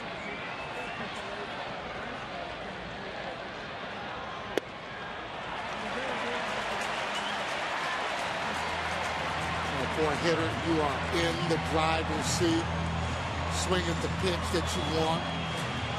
You want to be aggressive, and if that ball is spinning, that's it's over the heart of the plate. You want to take that ball. Make sure it's right where you want it and let it go.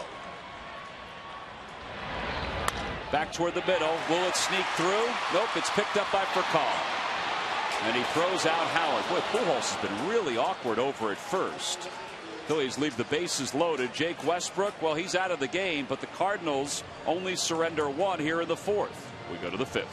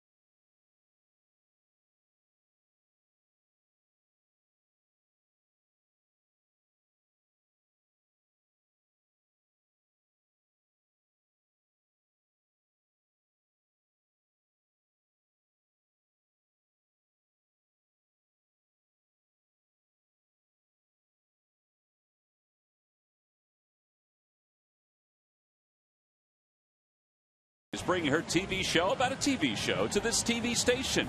The acclaimed comedy series 30 Rock premieres in just 2 days. You can catch 30 Rock weeknights at 6 and 11:30 starting Monday right here on PHL 17. Phillies are up 2-0. They've left 8 though through the first 4. Just can't get that big base hit to blow this baby wide open. Well, they've done that on occasion, but for the most part this year, you're right, haven't been able consistently to get that blow to kind of knock the guys right out of there. Alan Craig takes strike 1. Oswalt tonight has 5 strikeouts. He's retired 4 in a row as we begin the 5th. I can tell he's feeling a lot better. Those fastballs really coming out of his hands the way that I'm sure he would like. Victorino makes the catch. Little banana curl before he puts it away. Excellent jump.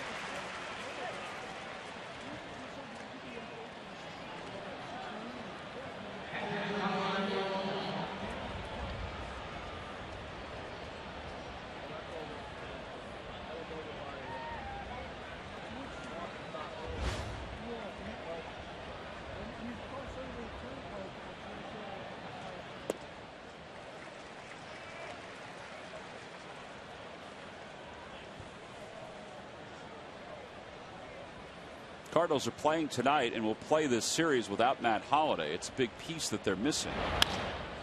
That one's toward the alley in right center field. Victorino and Pence are unable to cut it off, and Molina will get to second. And that's the 11th hit of the year from Molina against the Phillies. Well, it's time now to take a look at our Coors Light Cold Hard Blast. Last night, Yadier Molina, well, he certainly had a blast. Well, you pitch him down and in, you're asking for trouble as he hits it right off the pole. It's your Coors Light Cold Hard Blast. Sarge, what's your take on Antonio Bastardo right now? Well, I mean, he's pitched a lot of innings. I mean, he's not a type of pitcher that's afraid. He's been pitching the major league hitters in winter ball for the last 2 or 3 years. You know, like anything else, confidence has a lot to do with whether or not you're able to perform at this level. He said after the game he thought he thought it was a good pitch, and Molina just hit a good pitch. Well, it looked like a fastball or a cutter on the inside part of the plate. You know, the good thing though, with him not being hurt or injured, it's just a matter of time before he finds himself. You kind of get spoiled where he comes in early on getting everybody out, throwing strikes and quality strikes. 2-1 the count to Schumacher.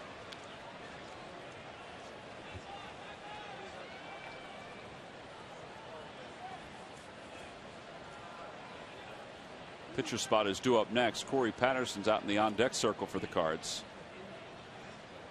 Good changeup. 2-2. There's Patterson.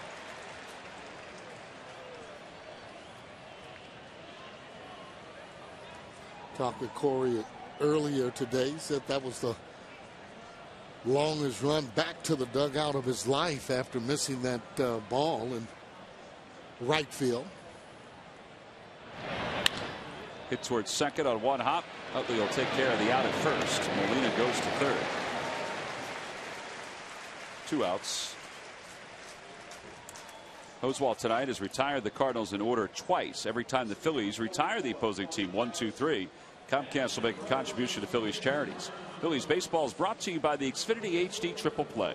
Your complete lineup for digital TV, lightning fast internet, and home phone. Now, anybody that's been fortunate enough to play in the big leagues, and you were very fortunate to play in the big leagues, you know what that walk back to the dugout is like. Oh boy, you know, and especially though, I mean, he felt a little better since they end up winning the ball game. But you know, it's a ball that he admitted and said that he should have caught it. Said he thought he closed his glove a little too quick. He takes a lot of pride in his defense.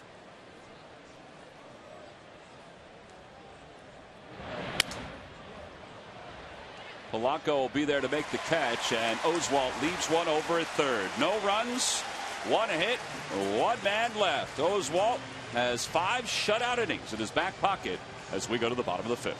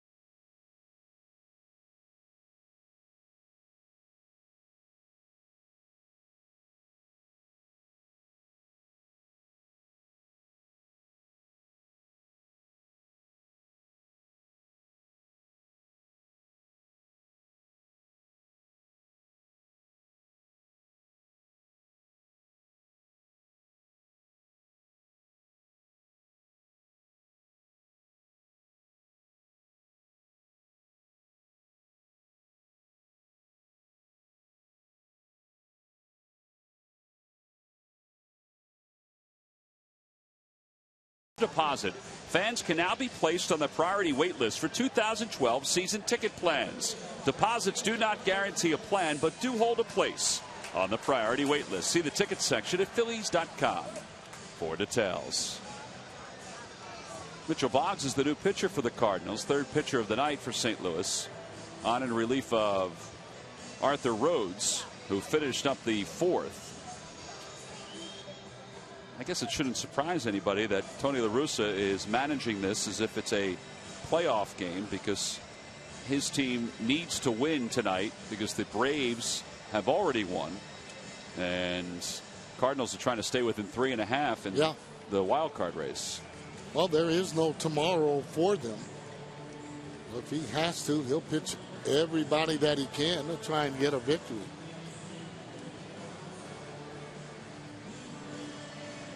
Hunter Pence, Raul Ibanez, Placido Polanco, 5, 6, and 7.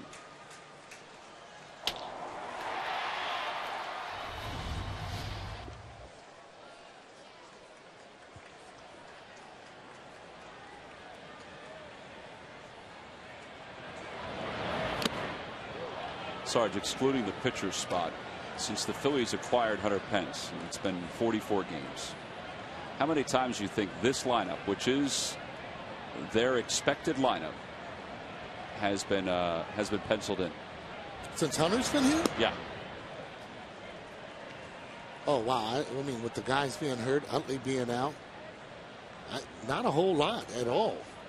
I'd say 4 or 5. You're right on. 4. This is the 4th time since Pence was acquired that this lineup has been the one that Charlie Manuel has presented to the umpires. You know, and the key to this season, they've had their share of injuries. So I know other clubs have, you know, as well. But being able to pick Hunter up to take some pressure off of some of the other guys, the way that Mayberry has come through, made it a real good year. Well, in the other 3 games, they're 3-0. It's a good lineup. Oh.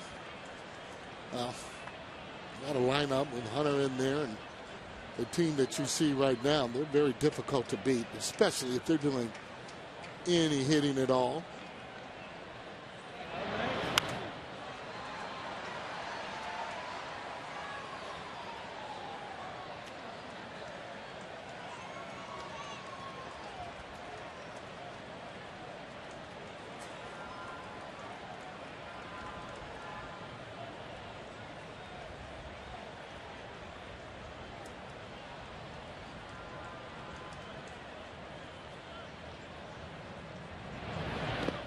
3-2 the count to Pence.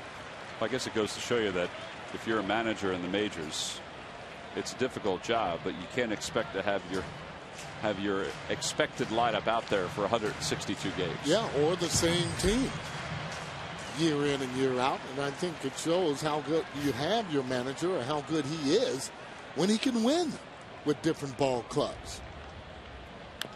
Little number foul.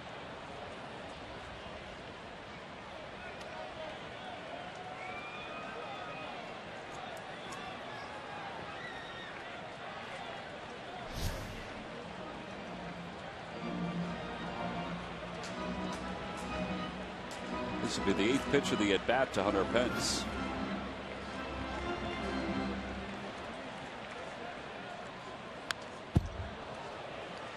He loves that fastball no matter where it is. If it's out over the zone or out over the plate, whether or not it's a strike, usually has a pretty good hack at it.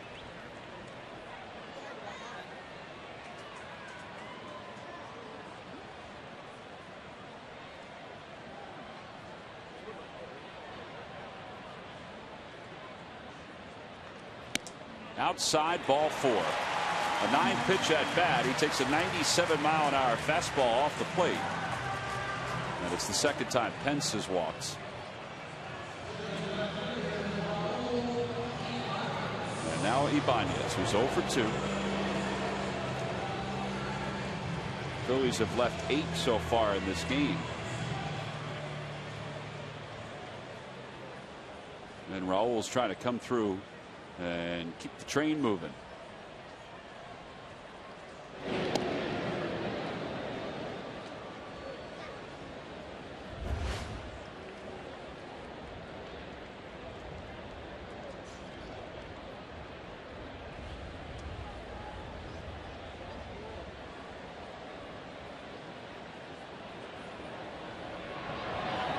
Outside, what an outside corner. 0-1. Well, watch how Molina gets into that throwing position. And again, usually those fastballs on the outside part of the plate makes it so easy for him to be able to throw that ball to second base. See that? Already in a throwing position. So a pitch toward the outer half is more like a pitch out for him. Yeah, you know, and there'll be some catchers that will be a little bit more conventional and not having the right leg is back, but all it does is just you're in that position to throw, and it just makes you get the ball there a little bit quicker. You don't have to shift when you're already in that position. Fly ball right field.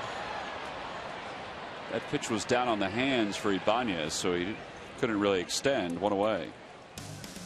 Phillies baseball is brought to you by Chevrolet. See your local Chevy dealer. Visit ChevyDealer.com. Buy Coca-Cola, the official soft drink of the Phillies. Buy McDonald's. I'm loving it. And buy Acura. Acura. Advance. Hello, with Gary Matthews. I'm Tom McCarthy. Bottom of the 5th. Phillies up 2-0 on a night that they're hoping to clinch the National League East title for the 5th consecutive year. Placido Polanco has been on base twice.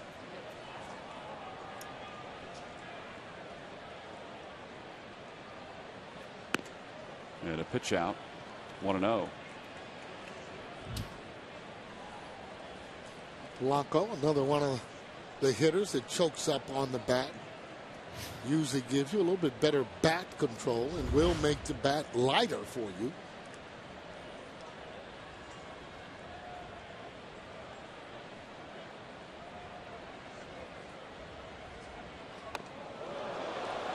Some folks might say, why not use a shorter bat? Why not use a shorter bat, Sarge? Well, because again, though, you're still going to be down, you know, near the handle. The object of choking up is making sure you do have a little bit left on the end of the bat, but it gives you better bat control as opposed to being on all the way down on the end of the bat. And if you use maybe a little heavier bat, might be easier to handle if you choke up on it. Oh, well, when it's a heavier bat, you choke up, it makes it lighter, right, for you. So yeah, so you can control the bat, you know, a little bit better. And heavier bat, good contact, ball travels better.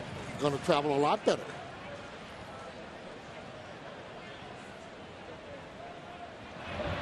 Way outside, 3-1.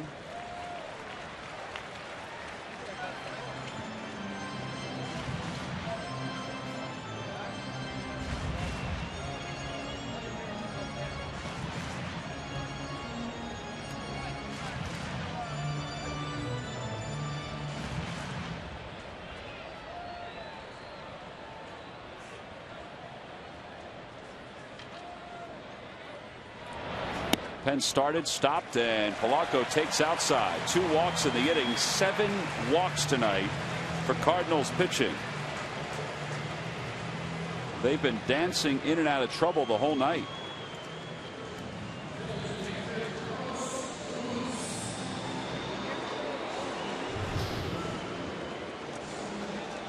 You know you got to win ball games, put pressure on just about all the players, especially the pitchers. When you're behind, they're trying to make that perfect pitch.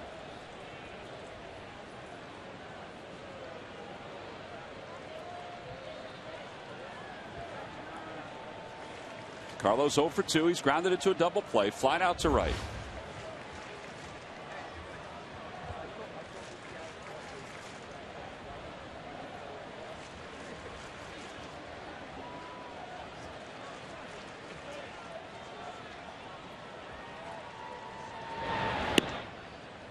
He's missing in the same spot off the outer part of the plate.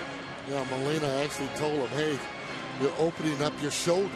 Keep that shoulder closed. A lot of times the catchers, they know exactly their pitchers that are throwing strike, what makes them throw strike, and they know what makes them throw balls.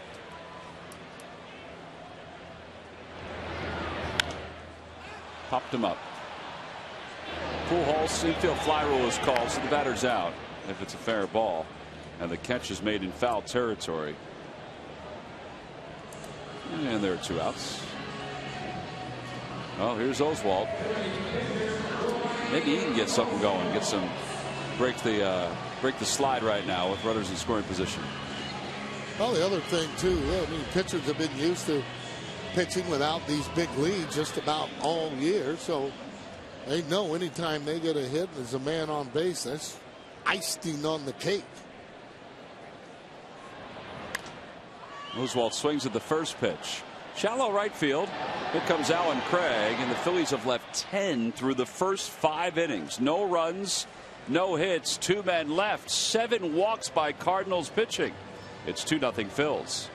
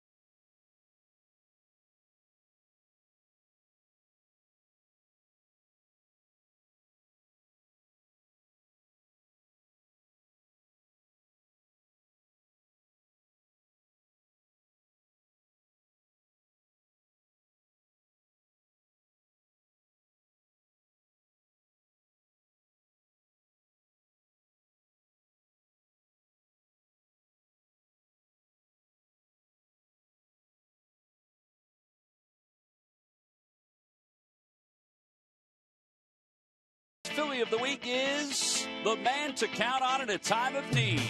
Anytime the Phillies have needed a pick-me-up the last 2 seasons, he was there to answer the call. When they needed perfection, he was perfect. And when they needed to kick off last postseason with a bang, he sounded off in a very big way. The call went out in Houston, and Doc came out firing. His Texas-sized domination earned him his 20th career shutout, gave the Phillies their 5th straight postseason berth. And it's brought to you by Independence Blue Cross. Now more than ever, we're here for you every step of the way.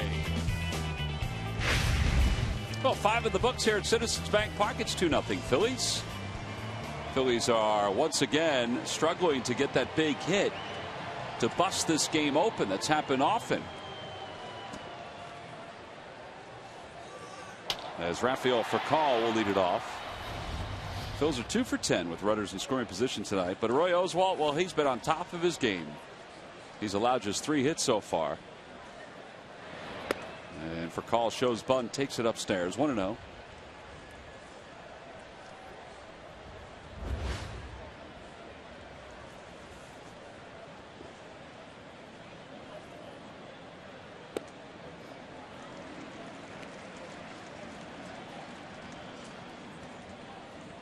You know, one of the things, though, for Oswalt tonight, just looks like he's in better control. The way that he's spotting that fastball, that's a pretty good pitch.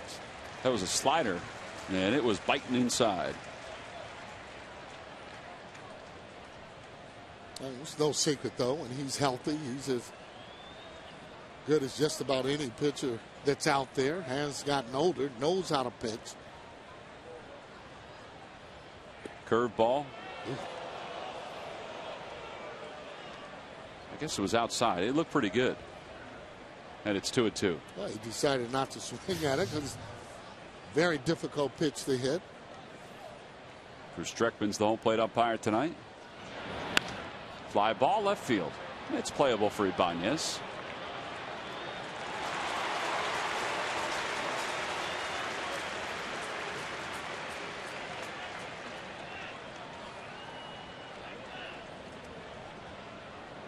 Philly starters have such different personalities, but one thing you can say about all 5 of the main starters is that they are competitive. Oh, big time. You know, they pull for one another. And I'm sure they go over different hitters and how to be able to get them out. Should be an easy play for Victorino. 2 balls not hit that hard. 2 outs here in the 6th. And here comes Albert Pujols. And speaking of Pujols, he's grounded out to third. He's also flied out to right. Our Mazda leaders. Pujols second all time in home runs in Cardinals history. Stan the Man at 475 leads the way.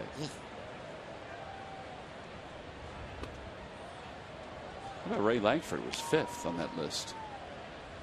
I forgot he had played with the St. Louis Cardinals, and he was a pretty good player. Well, that one was down toward the thumbs a little bit, and it's a 1-2-3.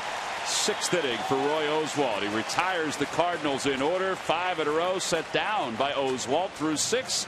He's allowed just 3 hits and no runs. The top of the order will lead it off.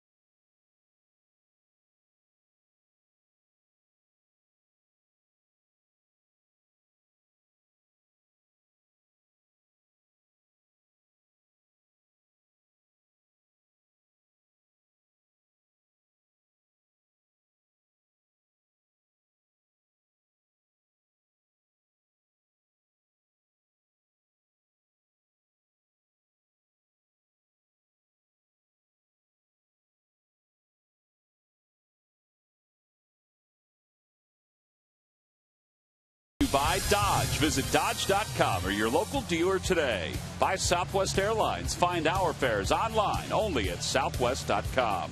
And by Xfinity, only from Comcast, the official HD triple play provider of the Phillies. Bottom of the sixth, it's 2-0 Phillies. Top of the order, Jimmy Rollins, Shane Victorino, Chase Utley to lead it off.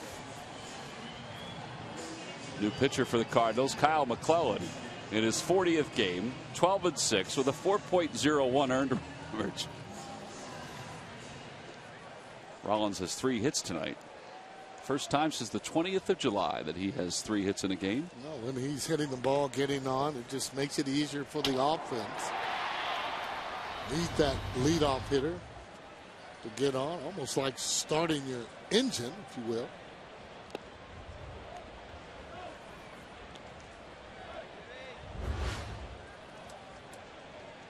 Oh for 8 against McClellan, who got the win last night. His 12th. He has 6 wins in relief and 6 as a starter.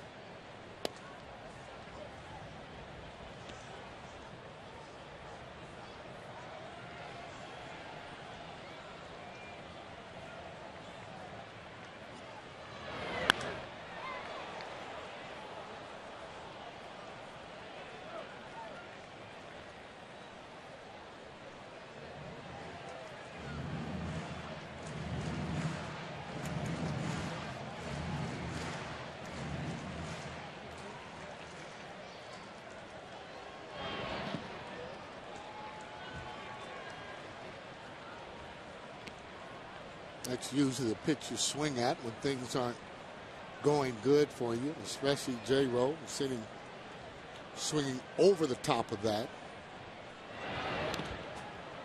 Yeah, he just barely got a piece of that curve, and it remains 2-2. Good curveball.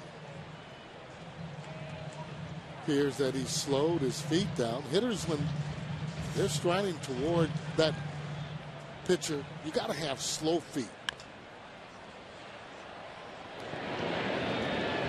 And Rollins is thrown out for the first out here in the 6th. First time he's been retired today. Yeah, that ball up a little.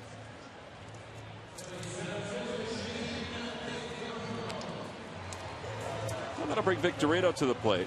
By the way, Victorino it has been announced is the winner of the 2011 Branch Rickey Award, which is in recognition of his work with the youth in Philadelphia and in Hawaii. The Branch Rickey Award was created by the Rotary Club of Denver in 1991. It honors individuals in baseball who contribute to their communities and are strong role models for young people. And he'll be honored at a banquet in November. He drives that one to deep center field. Way back there it is. Gone! Into the Phillies bullpen. Just enough to get over that small fence. It's 3-0 Phillies. That never fails when you're looking at Victorino. All you got to do is look, make sure that he's getting that foot down. His body's not coming out in front of him, and he will drive the ball, hitting it to one of the deepest part of the field. Watch how the foot's down. Look at that stroke, head down right on the ball.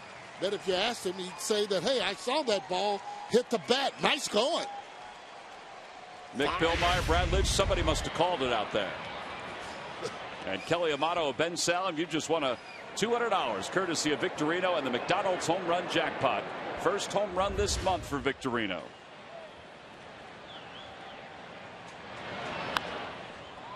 Look out, Sam. That line drive went right past Sam Perlazzo. It's 0-2. That's why the first base coach stands deep in the box, just so that you can see that line drive and know exactly which way to go. Hopefully that home run gets Victorino rolling again.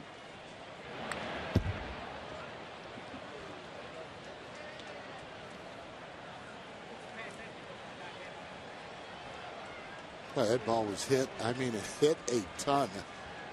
And you're not hitting the ball and struggling a little bit there at the plate. When you hit a ball like that, it makes you feel good. And more importantly, just the prize that you're going to win after this game, if you can win it. Curveball and 2 outs.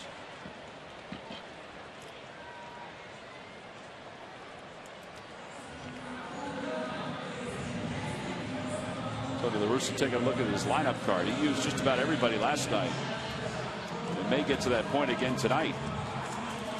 However, a little different than last night is that the Phillies have a 3-0 lead with 2 outs here in the bottom of the 6th.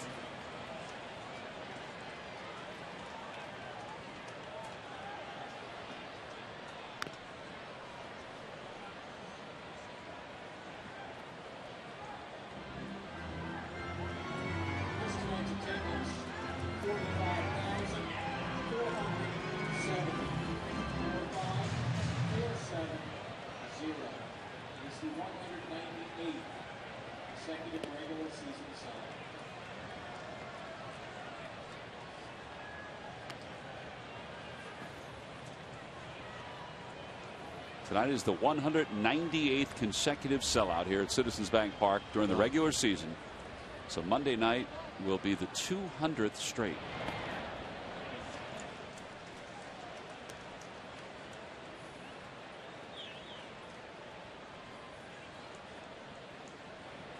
And it's not stopping there. Well, fans have done just a great job in coming out and seeing this team. I mean, all the time. They're a good team to see. You got a lot of stars that are on the team. They win. Makes it easy to talk about them.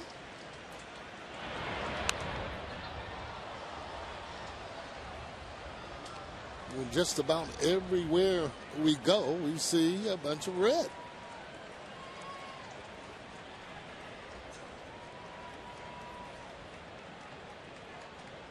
Two and two the count to Howard. Checked his swing, and it's 3-2. Hunter Pence on deck.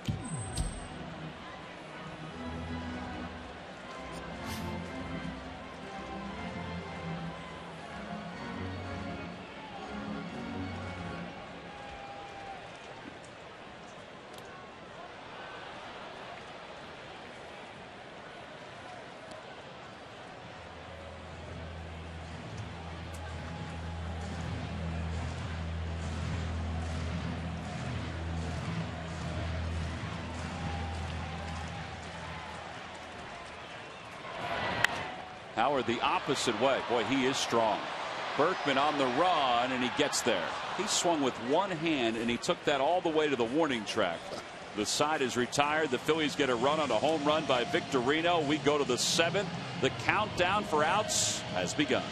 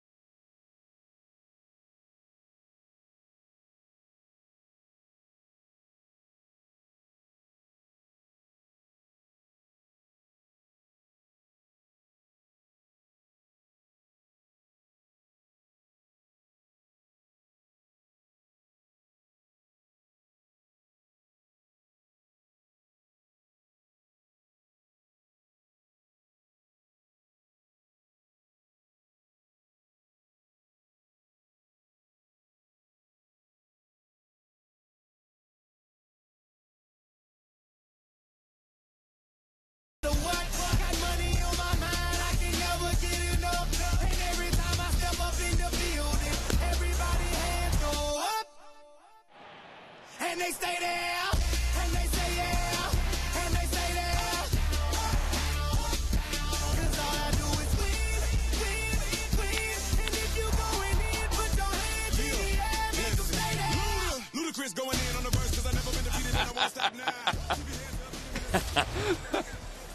go to the top of the 7th. That is our nightly ritual. Guys are dancing a little bit. Yeah, in here. well, It's nice. Try to keep up with the youngsters, Wheels. You're done. Forget it. That's good. They play that every night here at the ballpark. That ludicrous song. Is that who did that? Yeah. You know that? No, I didn't know that. Good. Good. So you said that so confidently. I'm thinking somebody told you that. Yeah, somebody did tell me that. I've heard it. I just never knew who did it. Right. 2-0 the count to Berkman. Ground ball up the third base line. That's going to be a tough play. Polanco hesitates for a moment, and Berkman will have an infield hit. Second hit of the night for Lance Berkman. These lucky fans are tonight's Citizens 7. They will each receive a prize pack courtesy of Citizens Bank. Citizens Bank with the most 7-day branches in the Philadelphia area. To find a branch near you, visit citizensbank.com. Nobody up in the bullpen. Some guys out there swinging their arms around. Troy Oswalt right now at only 89 pitches, considering what he had 50 in the first 3. He was at 53 through the first 3 innings. 53. Okay. Fernando Salas is warming up for the Cardinals.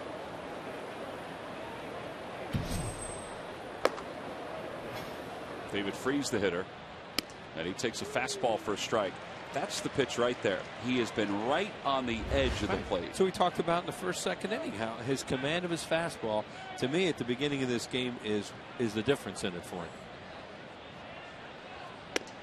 In and out, but away to the right-handed hitters especially, and the little hop that he has with it coming out of his hand. And you know they want him to pitch some innings here tonight and pitch effectively, and he's certainly doing both. He mixed in just enough off-speed stuff to be very good. 1-1 the count to Freese.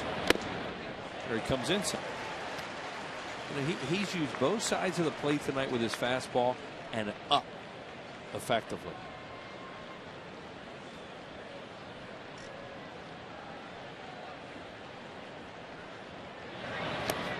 Almost got him fishing after a curveball. It's 2 balls and 2 strikes.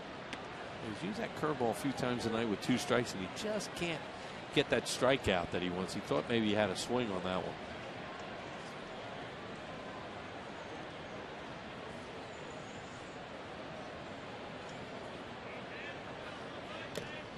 Got a strikeout. Ruiz hangs on.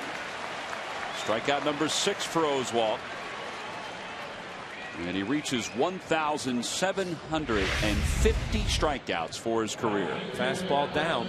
That thing was really running too. Good movement. Well, you can tell he's healthy. That's the big thing. We've been saying that since he came off the DL. He's 3-3 since coming off the disabled list, and he's had some good outings, but he's also had some rocky outings. Ellen Craig takes a strike, but none where he ever looked like he was hurt, or his body language has indicated that he can't get the job done. 0-1 the count. The Phillies set up for 2.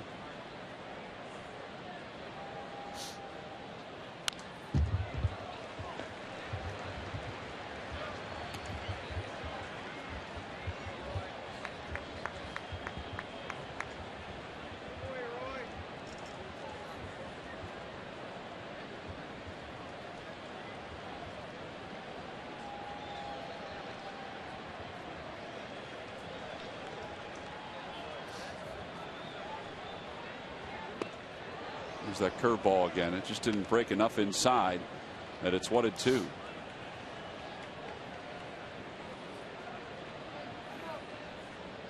Back about 4 or 5 years ago, that was his out pitch.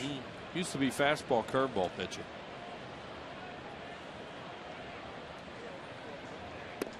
Tried it again.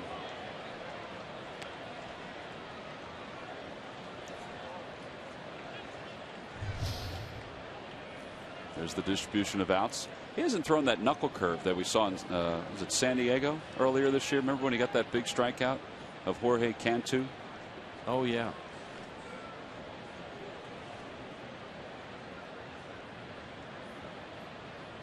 Hit toward third. That could be two. Polanco around the horn. Utley to first, and it is not in time. Didn't quite get it out of his glove at second.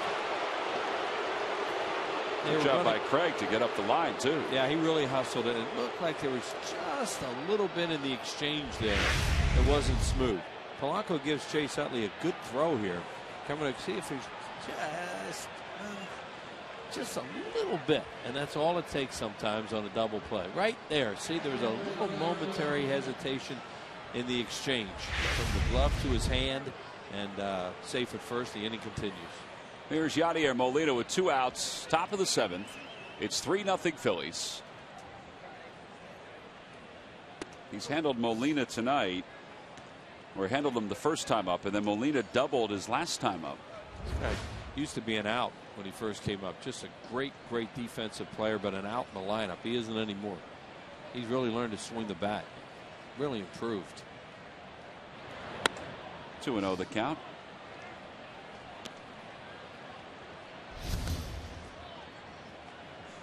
Pretty efficient tonight for Oswalt. And there's those first 3 innings we were talking about, 18, 18, 17. Then started to cut back a little bit. Yeah, the overall number is what's efficient. 2 outs in the 7th, 101 pitches.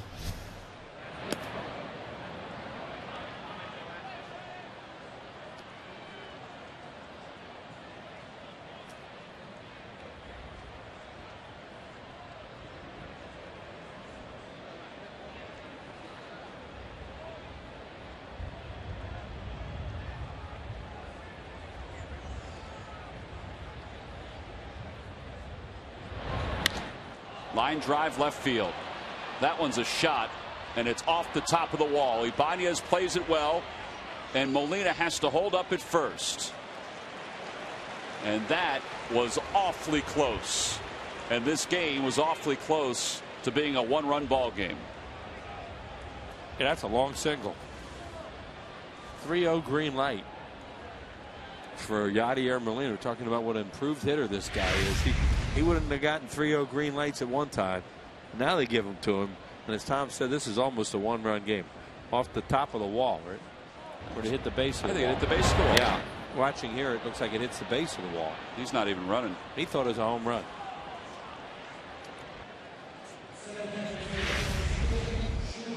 First and third for Skip Schumacher. Phillies get bullpen activity for the first time tonight. Michael Stutz is starting to throw out in the pen. They have a couple other guys out there. Justin DeFreitas being one. Joe Savory one of the others.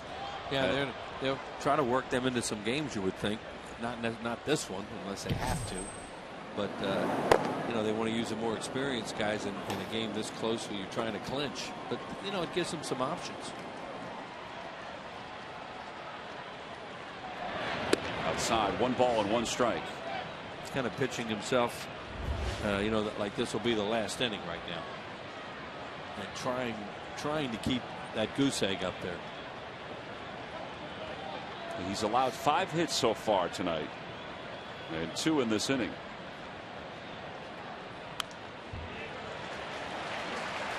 Ryan Terrio's come out of the on-deck circle for the Cardinals. 1 ball, 2 strikes the count to Schumacher, and here they come. The 198th sellout in a row during the regular season here at Citizens Bank Park. They want to celebrate not only a scoreless 7th, but a National League East title. The 1-2. Breaking ball, swung on and missed. Schumacher's down on strikes. Number 7 for Roy Oswalt, and it couldn't have come at a better time. No runs, 2 hits, 2 men left. It's time to stretch here in Philadelphia, not only for the sold-out crowd, but also for Roy Oswalt. There's the reaction everybody was looking for.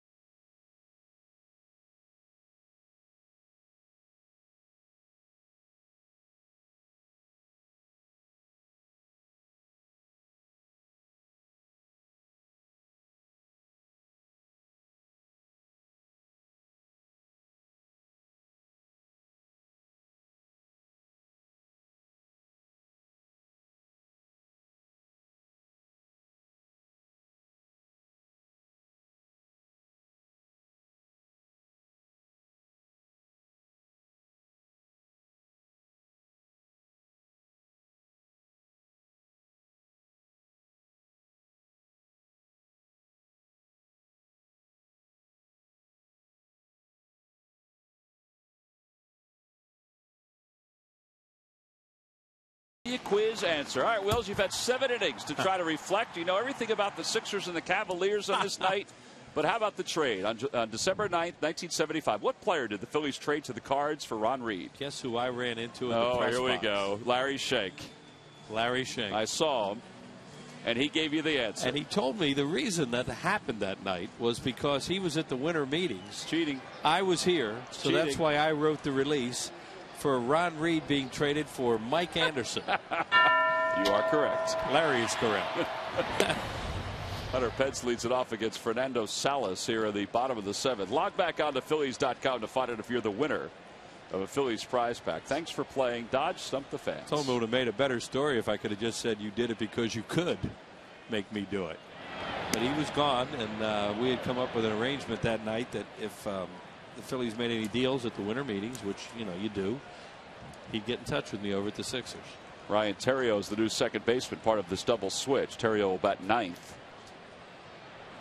Salas 8th. Also gave me another nugget that the night that Hank Aaron hit number 715. Yeah. Ron Reed was the winning pitcher. Oh, was he? For the Braves. Yeah. Charlie Manuel was on the bench. Yep. For the Dodgers. He had just arrived.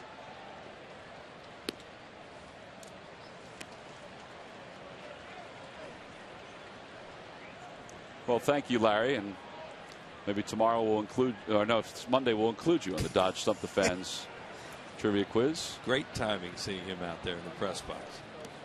3-2 the count to Pence, who's walked twice tonight.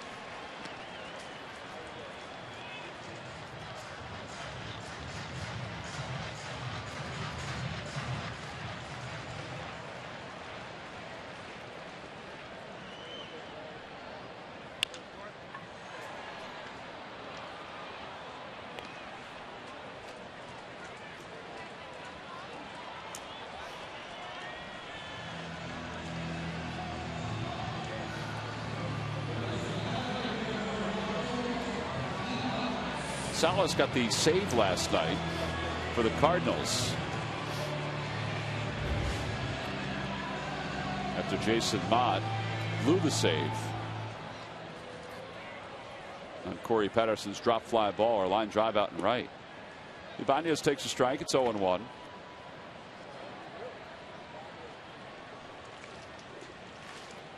Ibanez is 0 for 3.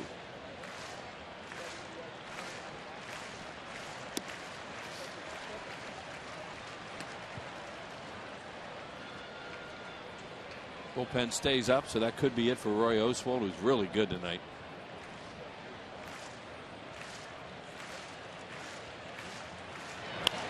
Fly ball right field. That was awfully close to being on the sweet spot of the bat for Ibanez. He just got it in. And there are 2 outs. Up next, it's the Phillies post-game show. Get a full breakdown of this game between the Phils and the Marlins. Highlights, insights, and if the Phillies can hold on and clinch the National League East title, so much more from the ballpark. The show itself is coming from the Sugar House Casino, but there'll be a lot of stuff happening here at the Yard as well. Placido Polanco takes low and away. Polanco has been on base 3 times.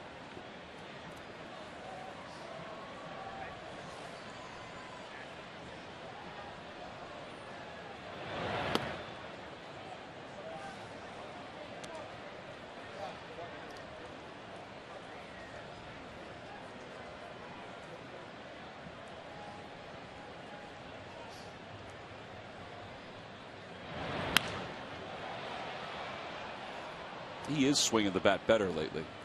The last couple of days. He's hitting it all over the place too, and he's driving some balls in the outfield, which is a good sign. See how they use him in the last couple of weeks of the season.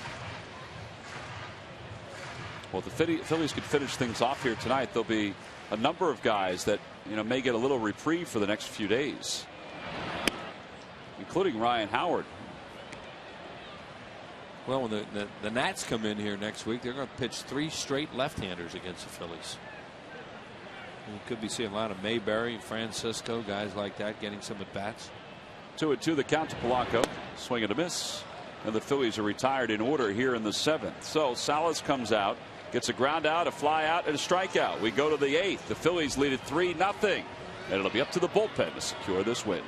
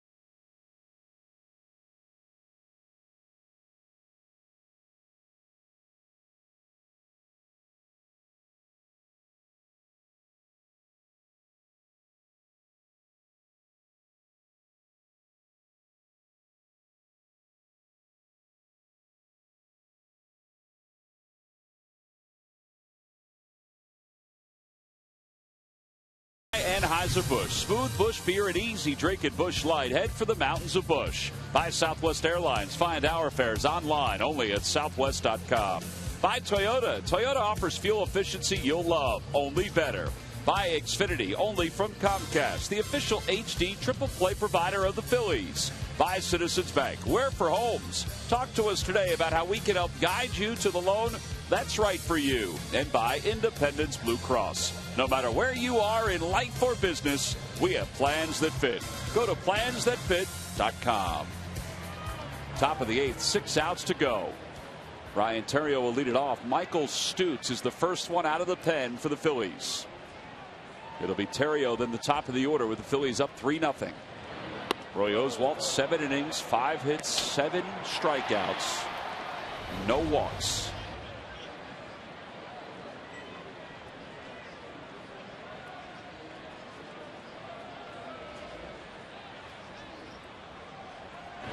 There's a strike from Stutz. 1 ball and 1 strike. Another sign that he was really dealing tonight. He had 10 swings and misses. He had 53 pitches through the first 3 innings, but still managed to last through the 7th. Solid outing for Oswalt. And a great sign. Little low, 2-1.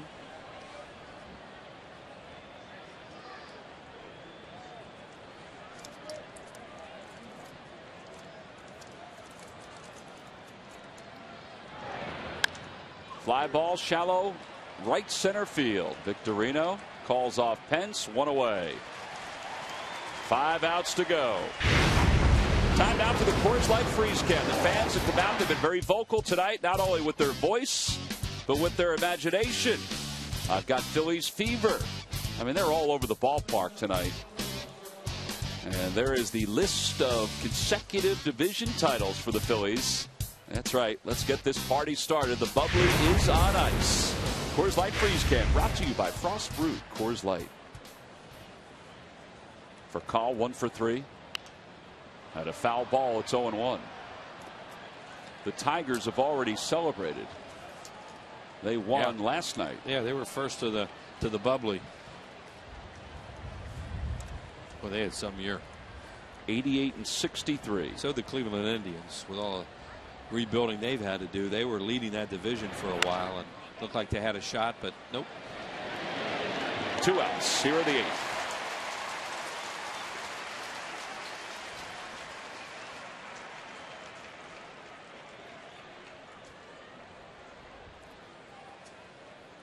And here comes John Jay. Boy, Michael Stutz could use an easy inning. Yeah, just for his confidence, because he's struggled a little bit lately.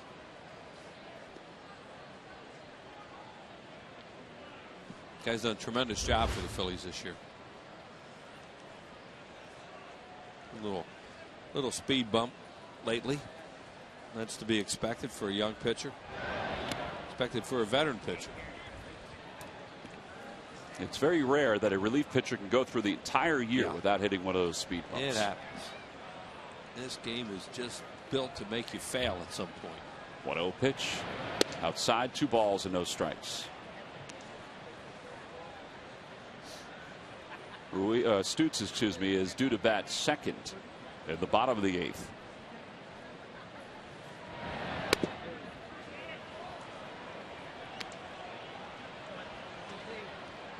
Reeves really thought he had a strike there, and he and Dreckman are discussing it, but civilly with both heads pointed forward.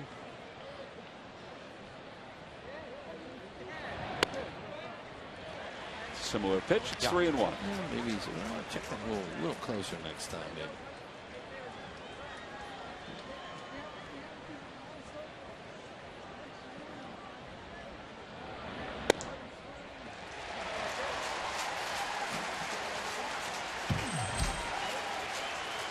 You really want to challenge Jay here now with that guy on deck.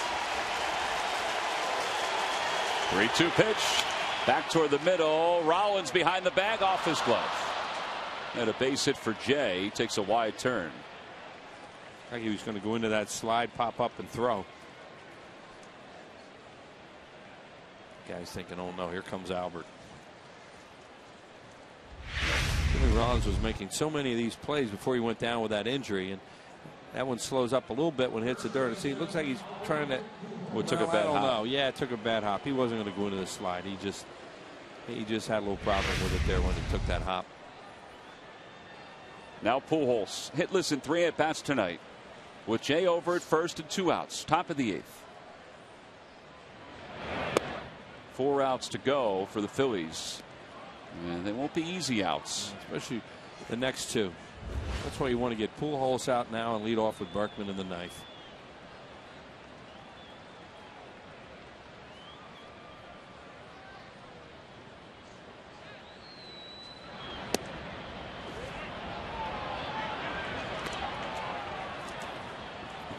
Well, he works himself into good counts.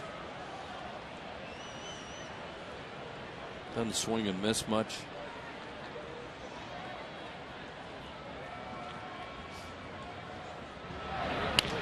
Broke his bat.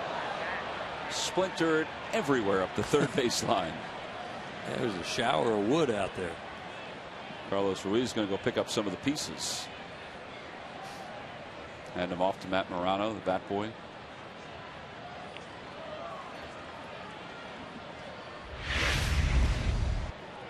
What's this wood shower?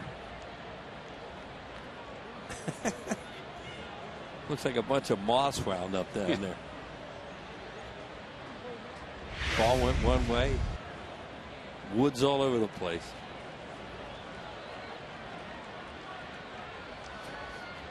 So it's 2-1 the count to Pujols. Swing and a miss. That's a good pitch. He was expecting something other than a slider with the count 2-1. That's all he's seen Stutz throwing basically to everybody who's been fastballs. So he thought he was getting one there. So here they come. They're getting behind the rookie, Michael Stutz. It's 2 balls and 2 strikes.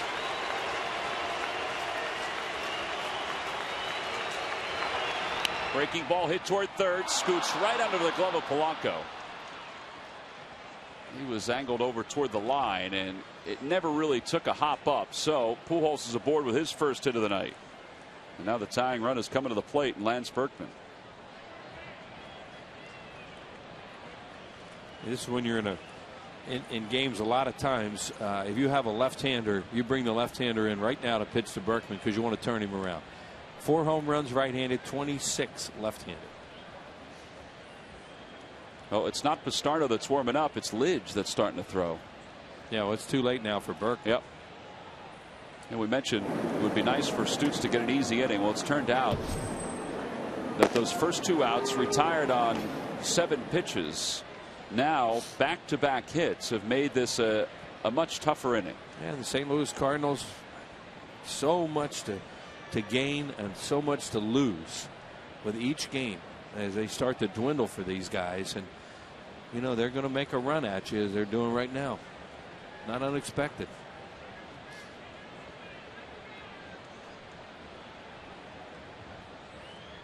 Rich Doobie's doing all the talking. Ruiz is doing some nodding.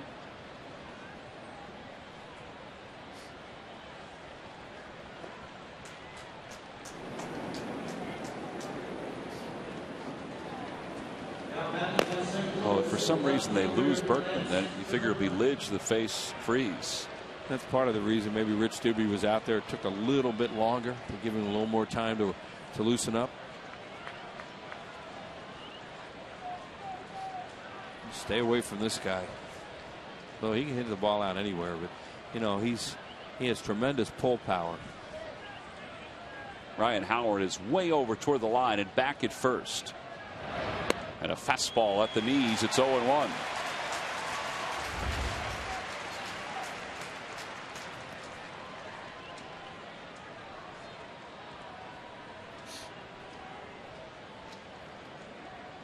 Utley back on the outfield grass, giving himself a few extra paces.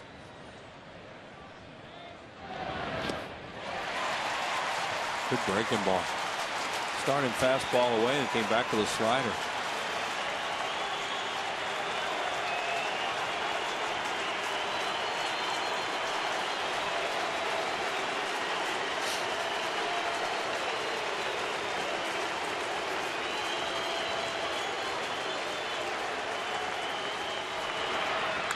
Opposite way. That's going to drop for a base hit. A run will score. Pujols goes to.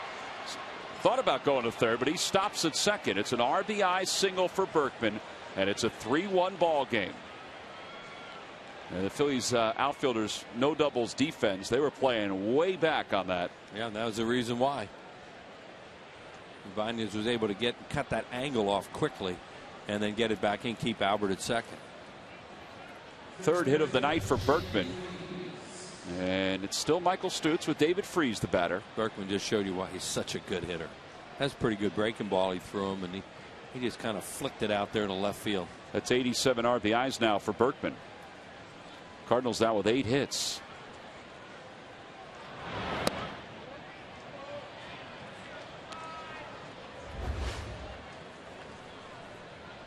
Chase Utley's asking the second base umpire to stand in a specific spot. And he did. He didn't look like the meanest guy in baseball. No. Very polite. Line drive, base hit to left field. Pujols is being waved home. He's going to wind up scoring. This has turned out to be a 1-run game. It's 3-2 Phillies. Oh boy. Give these guys some credit. Michael Stutz, 2 outs, nobody on base, 4 straight hits. Cardinals a good team. They're hot right now too. And Pujols with a word of advice for Alan Craig, but that's going to be it for Stutz.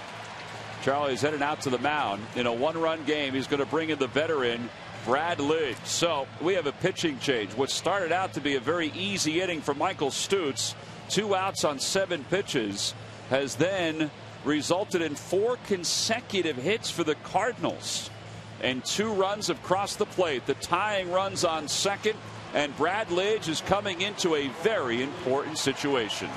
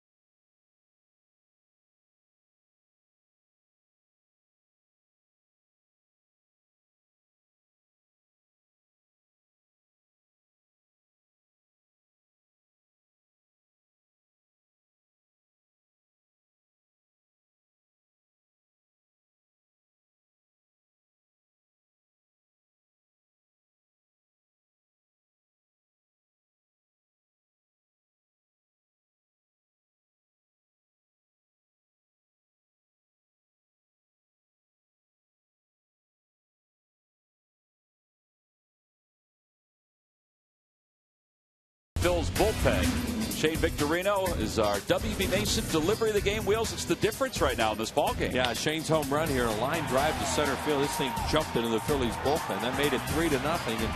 And as you say, Tom, that is the difference in the ball game as he popped that thing out to center field. Our W.B. Mason delivery of the game.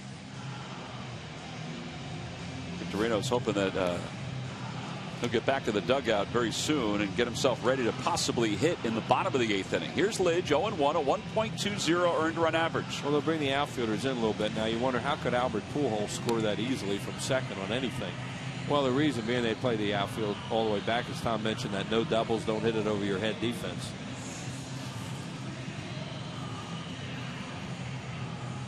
So Albert, a base hit and a run scored in this inning. RBIs for Berkman and Freese. Here comes Alan Craig.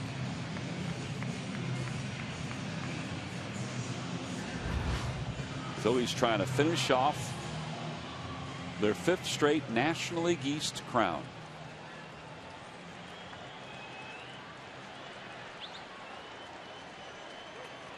And a guy that's been part of some of the important moments, the really important moments for this era of Phillies baseball. Brad Lidge is out there to get a very important out here in the top of the 8th.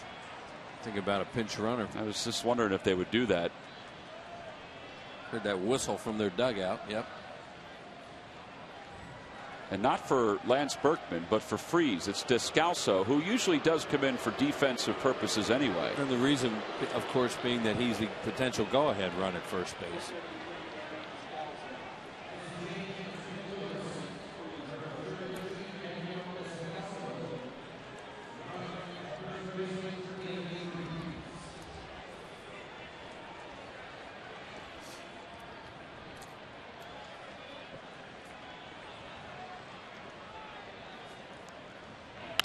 Off the end of the bat, right at the second baseman, Chase Utley. One pitch, and the out the Phillies needed here at the top of the 8th. So Lidge gets a very important out. We go to the bottom of the 8th. It's a 3-2 ball game.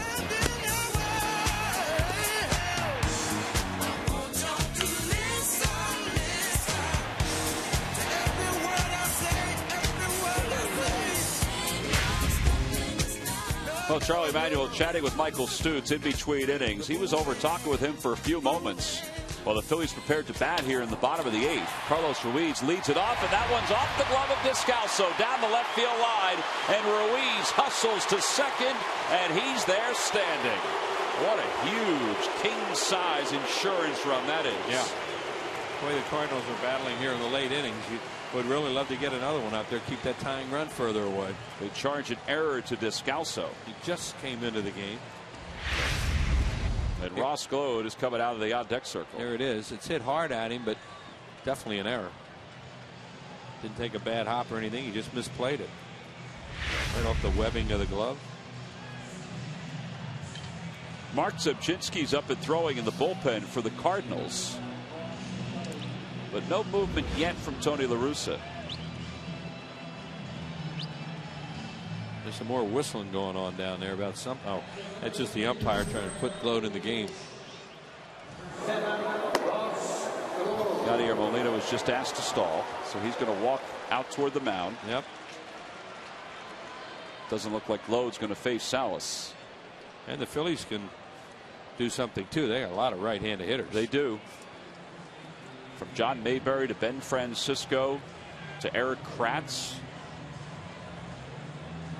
Yeah, and you know, you're at that point now with all these players late in the game like this. You're not going to worry about using up 2 guys in one move. It's not as big a deal certainly as it is during the season. Well, Tony La Russa is going to linger because Zebchinski's probably needs a little more time. And here comes the home plate umpire Bruce Streckman slowly walking out to the mound, and there's the call. Yeah, he made the move. So Glode will walk away. Let's see if Charlie stays with Ross Glode, or if he's going to go to somebody else. He may even go to somebody that could bunt Ruiz over to third. Right.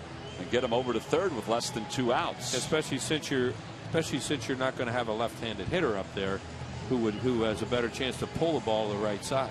Charlie said today that Wilson Valdez was probably not available if they're looking for somebody to sacrifice in this spot. So we've got a pitching change here at Citizens Bank Park. The Phillies lead it by 1. They've got an insurance run on second.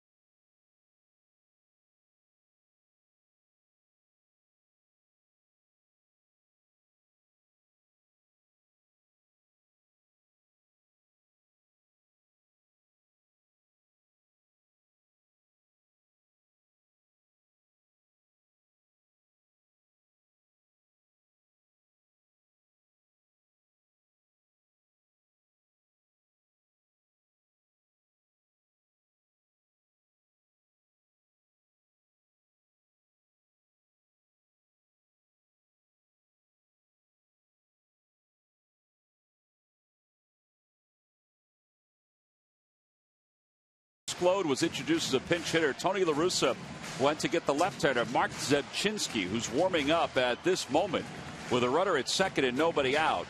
And Charlie is going to counter with John Mayberry, who's out of the on-deck circle. So instead of lefty Glode, it's the right-hander John Mayberry. So I guess there's no thought to have anybody sacrifice in this spot. He's going to see if Mayberry can drive him in. Boy, Roy Oswalt, he was such a story tonight for the Phillies. Wheels 7 strong innings. Great job by Roy tonight. Had a real good fastball right out of the chute tonight. I mean, you hear him talk about the life that he had on his pitches. You see, he could get him out up. He moved his fastball in and out also, but up especially. And then he was able to throw his breaking ball down, throw some change-ups, sliders. He's our Chevrolet player of the game, and a very, very strong 7 innings for Roy tonight. All right, here we go. There's a big insurance run out in second base for the Phillies. It's a 1-run game here in the bottom of the 8th. John Mayberry to pinch hit. He's been a pretty good pinch hitter for the Phillies.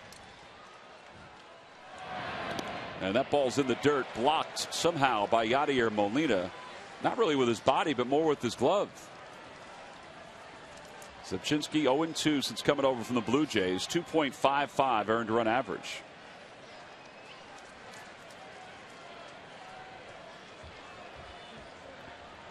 Mayberry, by the way, 7 for 22 as a pinch hitter with a home run.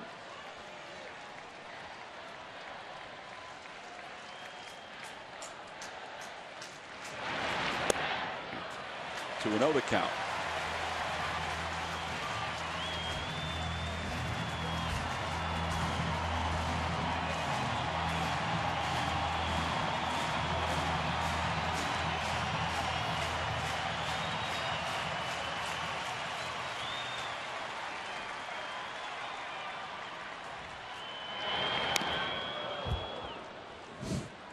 Ooh, that was good.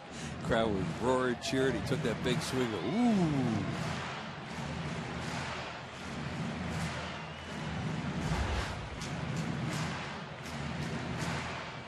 What a year for Mayberry.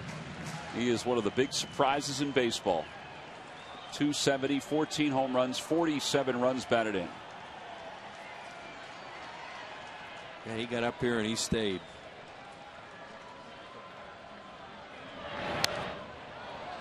Got a pretty good pitch to hit there. Yeah, he just opened up a little bit. And he's not up there, as you said, Tom, to necessarily get him over, it doesn't look like. You know, if they really wanted to get him over, they would have brought somebody like a Michael Martinez out of Valdez, somebody like that to bunt, get him over. Of course, and Ruiz isn't the easiest guy to get over with a bunt either.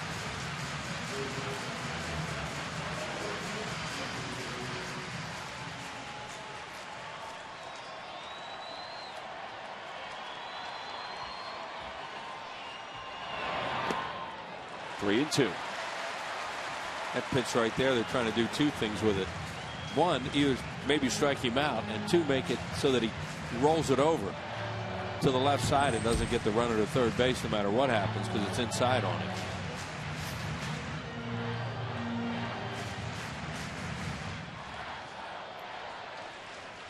If that guy gets up, there's a pretty good chance the Phils are having a good inning. Yeah. They have some insurance maybe. The 3-2 pitch. Fly ball, shallow center field. Rafael Furcal is there.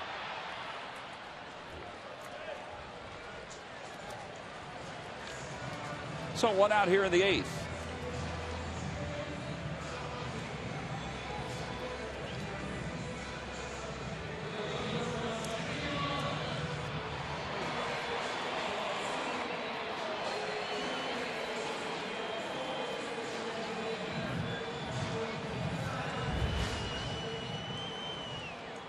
Jimmy Rollins has 3 hits tonight for the first time since the end of July.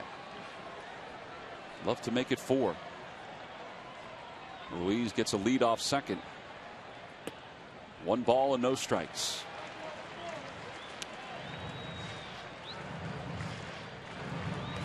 It's a crowded dugout with the call-ups. There's Jose Contreras, fresh off his surgery. Ryan Sandberg. Brandon Moss talking with Vance Worley. Line drive, base hit it to left field. Ruiz will stop at third. The Phillies have first and third with 1 out here in the bottom of the 8th. And it's a 4-hit night for Jimmy Rollins. That, in its own way, is a huge step forward for the Phillies.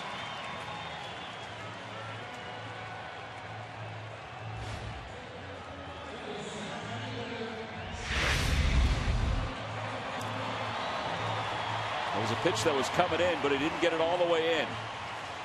And Rollins was able to get the barrel of the bat on it. Tony La Russa's coming out to the mound. There's nobody throwing in the Cardinals' pen. At least there wasn't.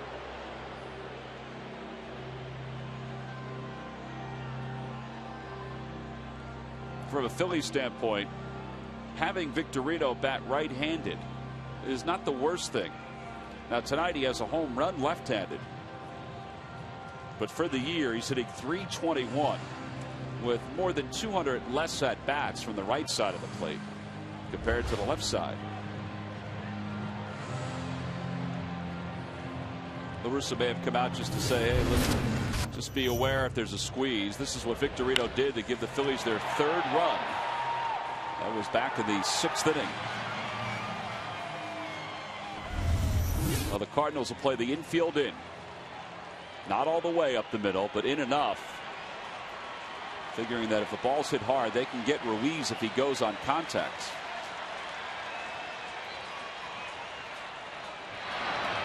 Back toward the middle, a spinner into center field, a base hit. An insurance run comes across the plate. It's back to a 2-run lead for the Phillies. And Victorino has 3 runs batted in tonight's ball game.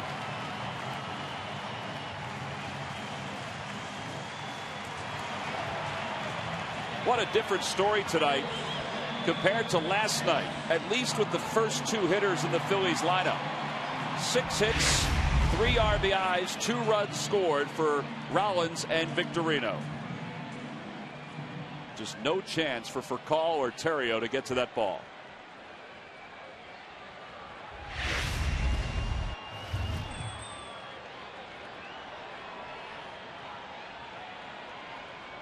And now Utley with 1 out.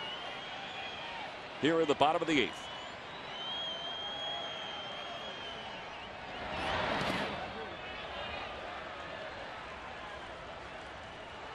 This inning began innocently enough when Carlos Ruiz hit one sharply at the third baseman, Descalso, that he mishandled.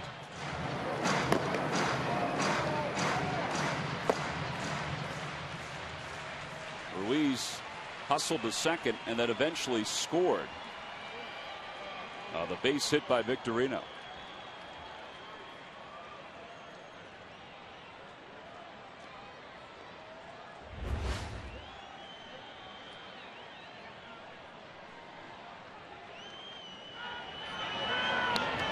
And that ball just plunks Utley to load up the bases.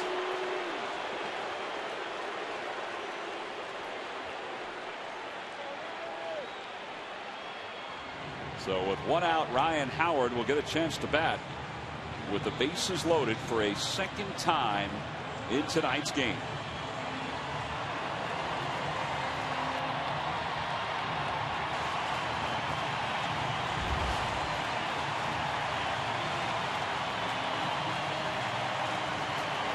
Utley's been hit by 13 pitches now, making up for lost time.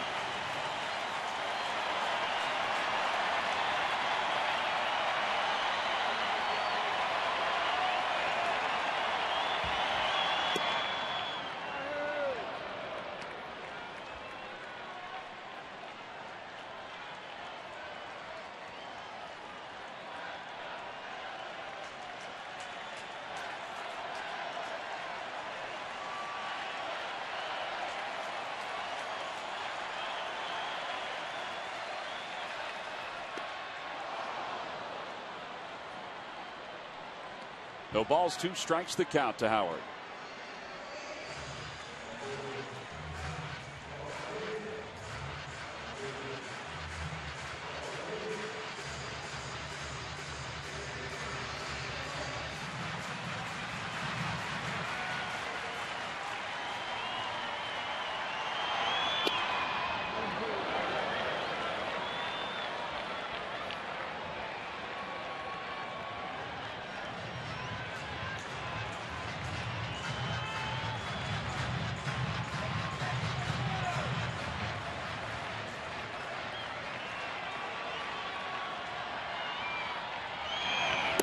Low, ball 2. It's 2-2.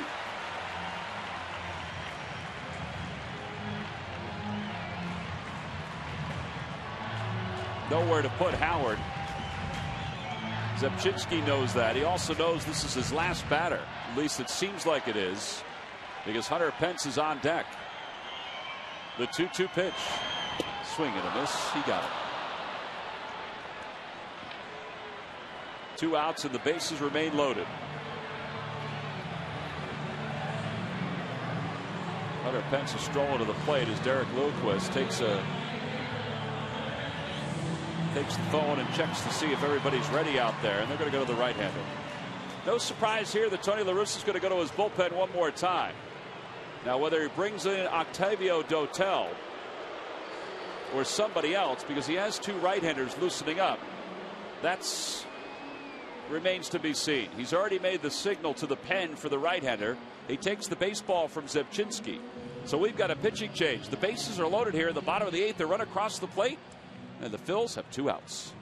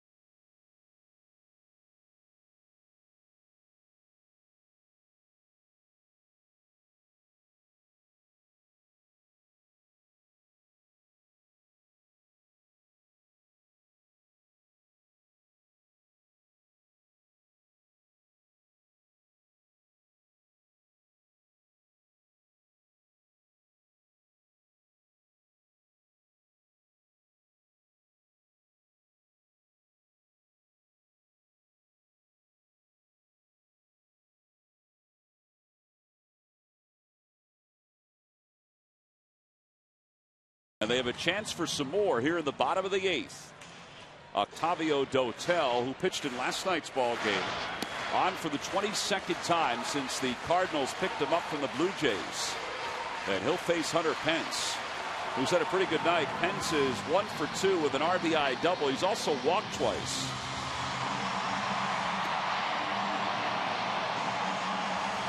Six different pitchers used tonight. I should say 7 for the Cardinals.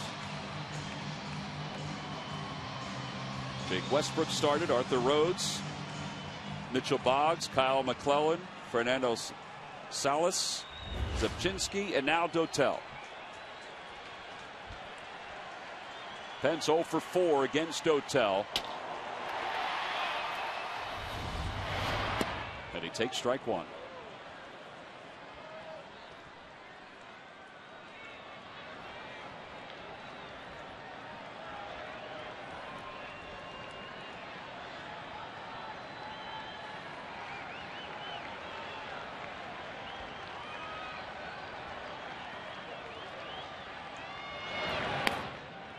Backhanded play by Molina, and it's 1-1.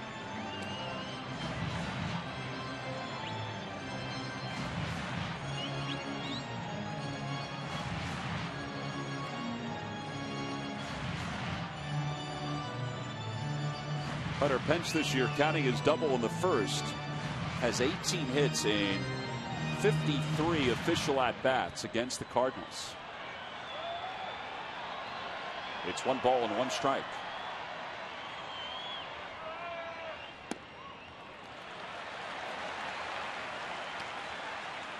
He's being very patient, and he has been tonight.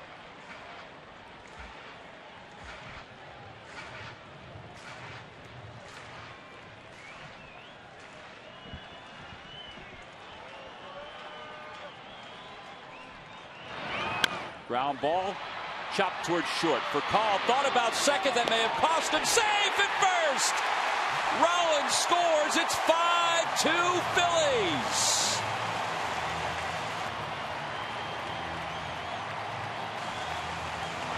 Chase Utley made that play. He was busted it from first to second on that high chopper. For Call, thought he had an easy play to get the middleman. Once that didn't happen, he had to rush the throw to first, but Hunter Pence hustled all the way, beat the throw.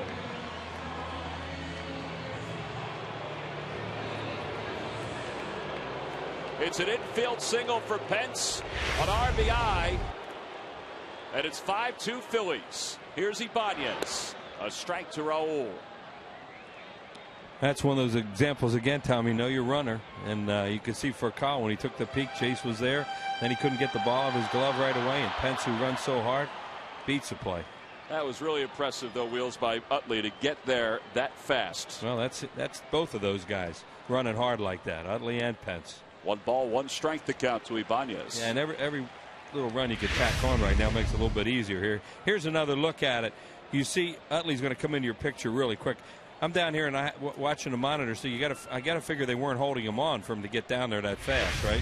No, they weren't, and he just had a great jump. Yeah. In the air to right field, way back there. This one's going to blow the top off the joint. It does. A grand slam for Raul Ibanez. And the Phillies take a 9-2 lead here in the bottom of the 8th inning. How about that?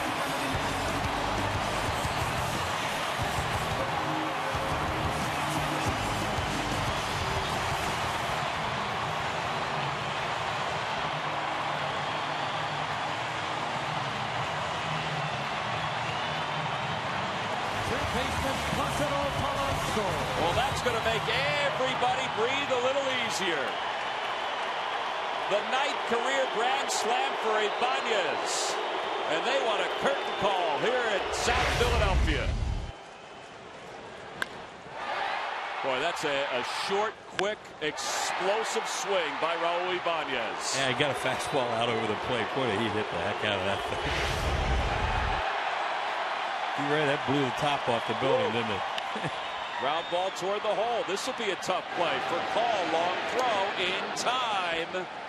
But the Phillies scored 6 runs in the bottom of the 8th inning. They were looking for some insurance, and boy, did they get it in a big way. This sold-out crowd is feeling it. The Phillies are 3 outs away from clinching the National League East for a 5th consecutive year.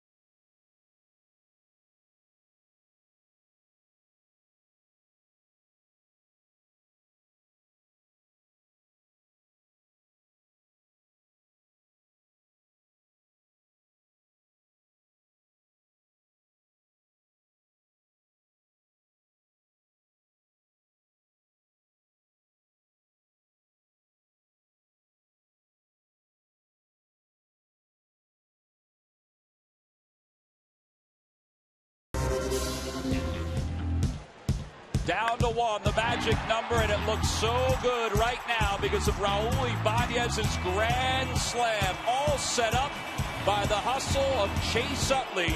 And here's the curtain call, and rightfully so for Ibanez. What a sweet swing. So here we go. Top of the 9th inning. It's 9-2 Phillies. Ryan Matson is on to try to close it out. And it's no balls and 1 strike. Ibanez had left a number of guys on base in his first couple of at-bats. So that's got to feel awfully good. And they were serenading him when he went out to left field. Fly ball, shallow center field. Victorino is there. 2 outs to go. The numbers on Ryan Matson this year, well, he's been very good for the Phillies. This is certainly not a save situation for Ryan. Hey, Tommy. What do you got, Wheels? Once that ball hit the seats, they sprung into action in here at the clubhouse, and all the plastic came down. They were ready to go. Well, they were waiting. You know, yeah. Didn't want to do. You know, there's things involved in this stuff, but you know, and there's some jinxes. superstition too. Oh, but when that thing hit the seats, thought it maybe could do it. Adron Chambers, who had the hit last night that helped the Cardinals to the victory and put the champagne on ice for one more night, is down on the count 0-1.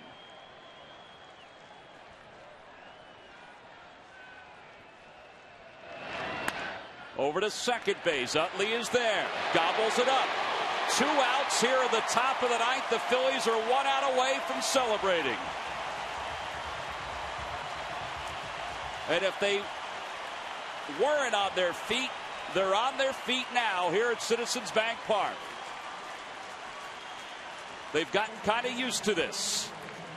Up until 2007, nobody really knew how to celebrate, at least at the ballpark. Well, now it's become old hat. Ryan Terrio's the batter. And a fastball a little high, 1-0.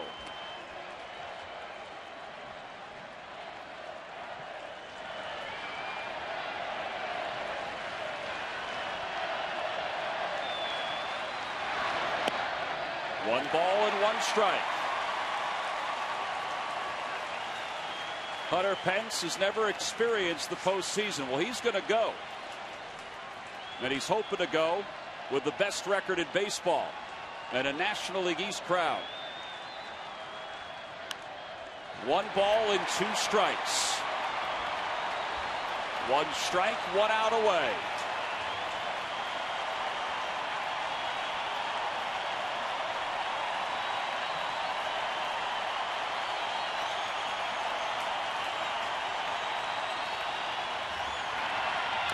Ground ball, foul.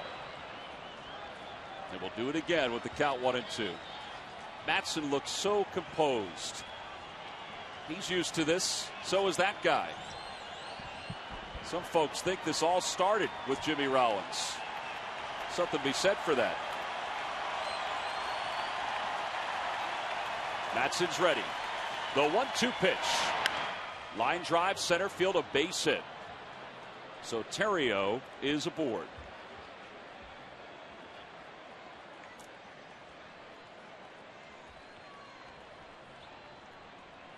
And Ryan Howard with a 7-run lead will play behind him.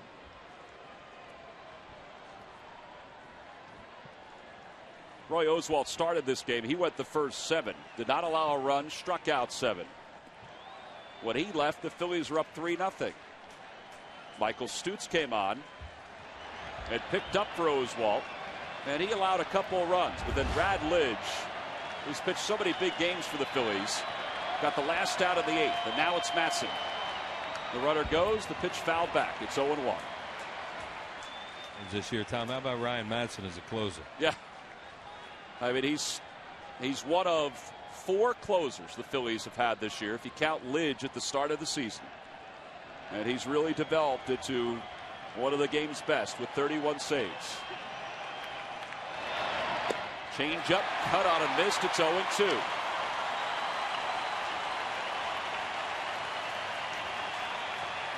So here we go one more time. No balls and 2 strikes, 2 outs here in the top of the 9th. 9-2 Phillies. Matson set, and he delivers. And a foul ball by Furcal.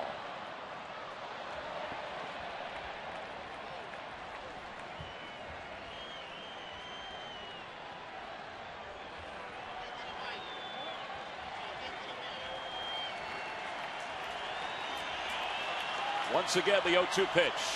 Ground ball back toward the middle. Utley's got it. Bare hands, throws to first, and the Philadelphia Phillies have won their 5th straight National League East crown. Who would have thought back in 2007 that the run would last this long? But they certainly know how to celebrate here in Philadelphia. 5 straight NL East championships. And what a play by Chase Utley to put the finishing touches on this celebration.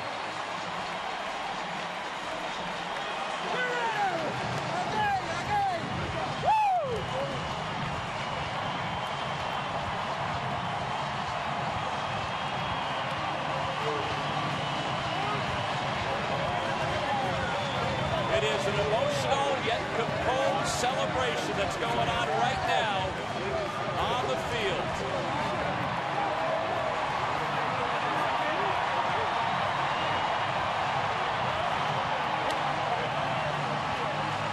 Person has left. In fact, hundreds probably just arrived a few innings ago.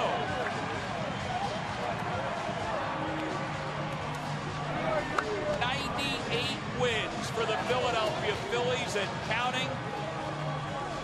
And that's right, you can add another flag out to the pole. And the hope is there'll be so much more to come for this ball club. What a year, what a franchise, and what a city.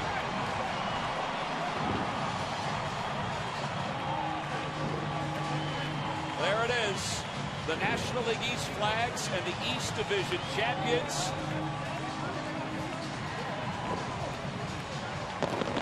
The Phillies become the 2nd team in Major League Baseball to clinch a division crown And here's the final out.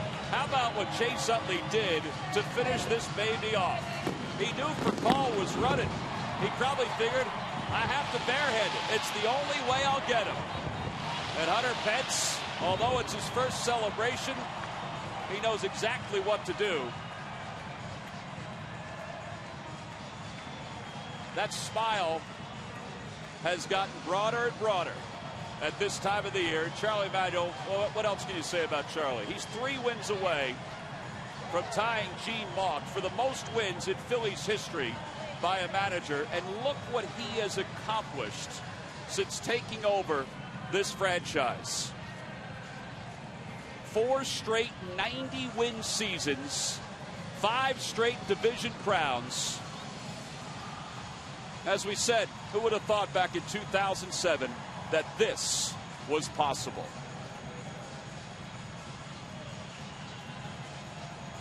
Cliff Lee wanted to come back to Philadelphia because he wanted to enjoy what we have enjoyed over the last 5 years. Charlie Manuel, greeted by the guys at the clubhouse. Well, he can smile a little bit now. Scott Profrock, the assistant general manager for the Phillies, coming down to congratulate Charlie and the coaching staff. And we mentioned before that a lot of this began with the arrival of the Phillies shortstop. And it's appropriate that he's the first one down on the field to chat with Sarge. Sarge, take it away. Hey, guys, thanks a lot. Really appreciate that. 5 years here in a row. You got to really appreciate that. I definitely do, man. It's taken a lot of hard work to get to this point, just to get the organization going in the right direction, and then keeping it there. You know, I mean, I was here, you know, back when we weren't winning this way, and now that we win this way, it's a completely different atmosphere around here and a different way the organization does things. Well, you must have known something a little bit earlier. I had a dream because you brought your goggles in tonight. Well, you know how I do it.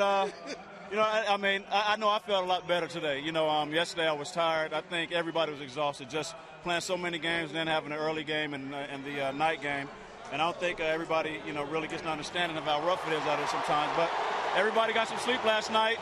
And, you know, we knew we had to win. Atlanta won, and we didn't want to let this thing linger on too long. But, you know, I just try to come prepared, Sarge. I never like to get caught off guard. Well, you still got some work to do. I mean, obviously the prize is to win it all.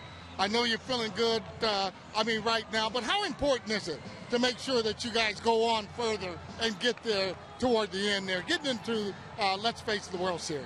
You know, that's what it's all about. You know, this is step one. You know, it's a 4-step process. You know, you want to get into the playoffs, then win the NLDS and LCS, and ultimately the World Championship. And, you know, I mean, you can never go out there and play a game for free. You know, something's on the line all the time.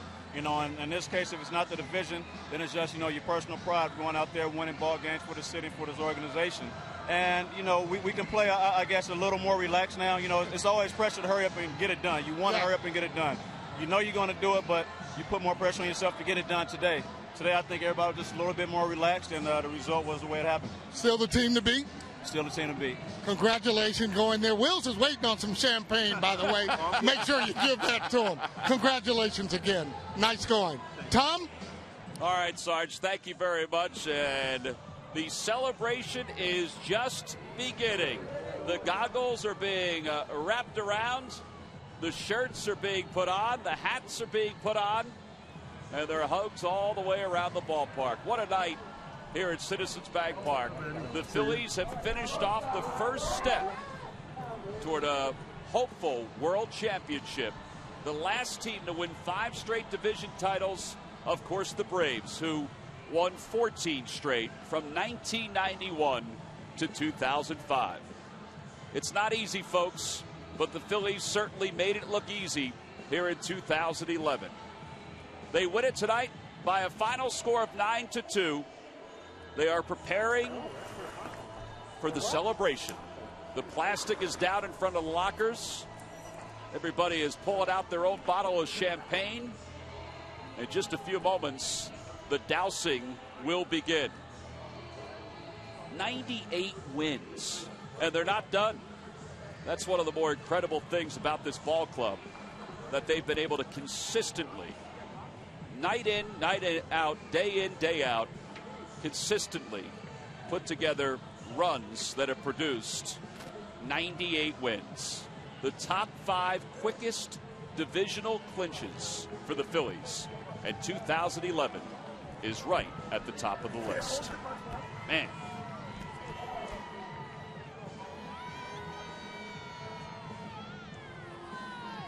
Well, as the preparation begins down in the clubhouse to celebrate the first step toward what they hope is a world championship, you just take a look around this ballpark, and not too many folks have left. I mean, folks are heading toward the concourse right now, but this place was jam-packed from the start of the night to the end of the night. And it's become kind of old hat, but something you never get tired of. Just getting a chance to celebrate one step after another toward an eventual trip to the World Series. Phillies came up short last year, and they've talked about how important it was at the start of the season to get back to the National League Championship and eventually get back to the World Series. The guys are waiting for Roy Oswalt and Hunter Pence to arrive into the clubhouse. Pence, well, he's arrived. He is ready to go. Boy, he is awfully wound up right now. What a big piece, what a big addition to this club. And it's going to be Hunter Pence that will lead the celebration. And there we go. The champagne corks have been popped. Boy, he came flying in here a couple of minutes ago, Tom. If anybody had been his way, they'd have gotten smoked. I turned around just in time to get out of the way. Well, it's kind of appropriate. You know, last year in Washington, the Phillies waited for Brian Schneider and Roy Halladay and guys that had never experienced this before to be the first to experience it. And this year, they waited for Hunter Pence to lead the charge, and he was more than happy to lead the charge. There's Dominic Brown, who arrived back here today just in time to help the team celebrate. You look at some of these younger players. I mean, so many guys contributed to the success of this team this year. From Michael Martinez, the Rule 5 pick, to John Mayberry, who established himself as a presence for this ball club, to even Dominic Brown, for the few games he was here. You know, he put together some important moments. Cliff Lee, what can you say about what Lee was able to accomplish? Total team effort. There's Ryan Matson, who finished off the ball game tonight for the Phillies. It got a little dicey going into the bottom of the 8th. It's starting to get a little bit crazy. We got Hunter Pence coming over here, Tom. All right, well, that's great. We also he got a chance to lead the charge and lead the celebration. Hey, nice going. All right. We up? You're up. Go, Wheels. They were waiting for you to come in here. Was that important to you? Was that fun? It was unbelievable. These guys, I can't even explain to you. It's surreal. It's a dream come true to be a part of this club and to win a division and be in the playoffs. So, man, I'm just thrilled, absolutely thrilled. Hey, you said one of the greatest things was all the games you gained in the standings when you came over here. How's it feel right now? You know, I can't even explain it. It's my 5th year, my first opportunity. I'm not going to take it for granted. This is something special and something they're never going to take off the board. So, 2011 Philadelphia Phillies, baby. Hey, what's it like to play in front of these fans? It's incredible. Every day, you know, it's intense, it's electric, and it's something special to be a part of the Philadelphia Phillies right now and be in this stadium. Hey, what time is it now? I don't know. Time to go eat? Let's go eat. Let's pop bottles. Thank you very much. Let's pop bottles. That might be the new T-shirt, Wills. Well, I get this as quick as I can get down here, Tom. And the hat, too. Yeah. It's getting a little crazy and wet in here right now. I would think it is. This is a good part of the clubhouse to be for a few minutes. I would think so. I mean, you know, we said that this is kind of old hat, but not for everybody. If you saw Hunter Pence and how elated he was about being able to be part of the celebration. And, you know, that's the great thing about it is there's the guys that are the foundation that have enjoyed this for 5 years, but, you know, there are others that have added to this mix over the last couple of years that are enjoying it for maybe the first or even just the second time. Yeah, you know, I kind of wonder what it'd be like down here tonight. You know, whether it'd be a little subdued. Well, I'll tell you, it's starting to really heat up a little bit because these guys are pretty proud, I think, what they've been able to accomplish. And speaking about guys that have been, Oh, here we go. Speaking about guys who have been able to accomplish something, Roy Oswalt's with us right now. Hey, great job here tonight. What is it? You've been in postseason before. You know what it's like, but what's it like to be here with this club this year? I mean, this is our goal coming out of spring training. Everybody knew the acquisitions we made in the offseason, you know, getting Cliff, and we got Hunter at the deadline. And this is our goal coming out of spring training, and we were able to get here a little earlier than we did last year. But hopefully I'll keep crisp all the playoffs. Hey, you speak about crisp. You look really crisp right now. Your health is good. You feel like you're throwing the ball good? I do. You know, my velocity's coming back well. I finally got my arm strength back from the layoff, and change-ups coming around. I feel like I'm, you know, getting in a real good, I guess, mode, you know, going into the playoffs. You say the change-up's coming around, but how are your fastball in the game tonight? It was good. I was able to mix it in and out, and had a few guys swinging that up in the zone, and you know, Chooch called a real good game, and we was on the same page all night, and real crisp game. Same thing I just asked Hunter Pence. You've been here for a while now. What's it like to play baseball in this town? It's great. I mean, I told Hunter when he comes over here, you're going to experience something you never get to experience. You know, Houston, great city. These fans here, though, are crazy about the team and crazy about baseball, and they expect great things. And Hunter's this first time he got to, you know, go to the playoffs, and I've told him for 5 years now, I said, you know, if we can just get back to the playoffs, that's real baseball. Thanks, Roy. Appreciate it. Nice job. Thank you. Okay, Tommy. All right, Wheels, thank you very much. Yeah, Roy Oswalt was outstanding tonight. 7 shutout innings before he gave it to the bullpen. He left with a 3-0 lead, and eventually the Phillies went on to win it, their 5th straight division crown. Look at the list that they've been added to. The Yankees from 98 to 2006. Now, they won 3 straight World Series championships during that time. The Braves, as we mentioned, 14 straight division crowns. The Indians, which Charlie Manuel was such a big part of as the hitting coach from 95 to 99. And then the great A's teams who accomplished something that was so difficult at the time. They won 3 straight World Series titles. Well, 5-time, that's right, with the PH, 5-time National League East champs for the Philadelphia Phillies. They win it tonight in convincing fashion, as it turned out, as they scored 6 runs in the bottom of the 8th inning. The grand slam by Raul Ibanez fueled that 6-run 8th, and they win it going away by a final score of 9-2. Frank Koppenbarger, Wheels is waiting to do some interviews, not bothering anybody. Well, he did threaten to do that to Wheels eventually as the day was going on. Rhino, come here. Wheels, good. What do you got down there besides some wet pads? Hey, come on. Got Ryan Howard here, Tommy. Take it away. Hey, I know this stuff's getting old hat to you, but 5 straight division. What have you guys accomplished? Oh, it never gets old hat. I mean, it's a very tough division. It's a very tough league, and to be able to do this for the 5th year in a row, I mean, it's something special. I mean, we got a special group of guys, and I mean, it's a lot of fun. It can never get old. Ryan, what makes this group so special? Just the chemistry that we have. I mean, everybody in here is all about working hard, playing the game the right way, playing hard, but having fun at the same time. So we all go out there, we lay it on the line each day, and try to pick each other up the best we can. Hey, the game tonight, it looked like they pitched around you twice. Pence is behind you. How important it is to have a guy like this on the club now? Oh, man, it's huge. It's huge. I mean, you know, he's been able to come through in those situations. You know, I've gotten walked a few times, and he's been able to come through for us in those situations. So, I mean, it just allows me to go up there, continue to try to be patient, try to get good pitches to hit, and, you know, eventually, hopefully, get some pitches and have Hunter keep doing his thing. You never had this much time before to go in the playoffs. You know, it took a little longer before. What's it going to be like now for the 2 weeks and for you maybe to get healthy? I think, you know, for the team, the one good thing about our team is we don't take anything for granted. I think we're going to still go out there, try to compete, try to win games. I mean, just because we're in, right now that doesn't mean a thing. I think we're that kind of team that stays in the present, takes it day to day. So when October gets here, but right now we want to try to finish up the season strong. And from all of us, thanks so much for being such a great team to watch and being so good to work with. We really appreciate it too, Ron. Appreciate it. Thank you. All right.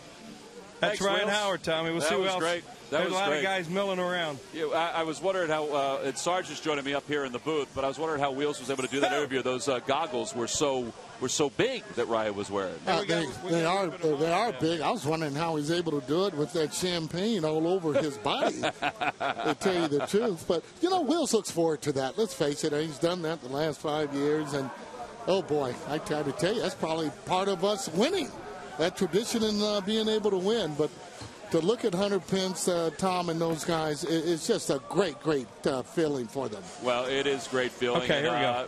Wheels, we'll send it back down to you because we'll give you a chance to talk to a guy that's done so much to keep this run going. Okay, Tommy, thanks a lot with Ruben Amaro Jr. Ruben, from top down, how about putting this kind of club together? What has this season been like for everybody? Well, they've done an extraordinary job. I mean, we had a lot of injuries. We had a lot of things happen during the course of the year. For them to kind of stay the course. Got a lot of smoke in here. Yeah. For them to stay the course and play the consistent type of baseball that they played, I mean, pretty amazing how many wins we've gotten so far. Manager, coaching staff, everybody. Talk about them a little bit. Well, I mean, it starts with the manager and the staff. I mean, those guys, as I said, they're very, very steady. They do their thing. They let these guys play.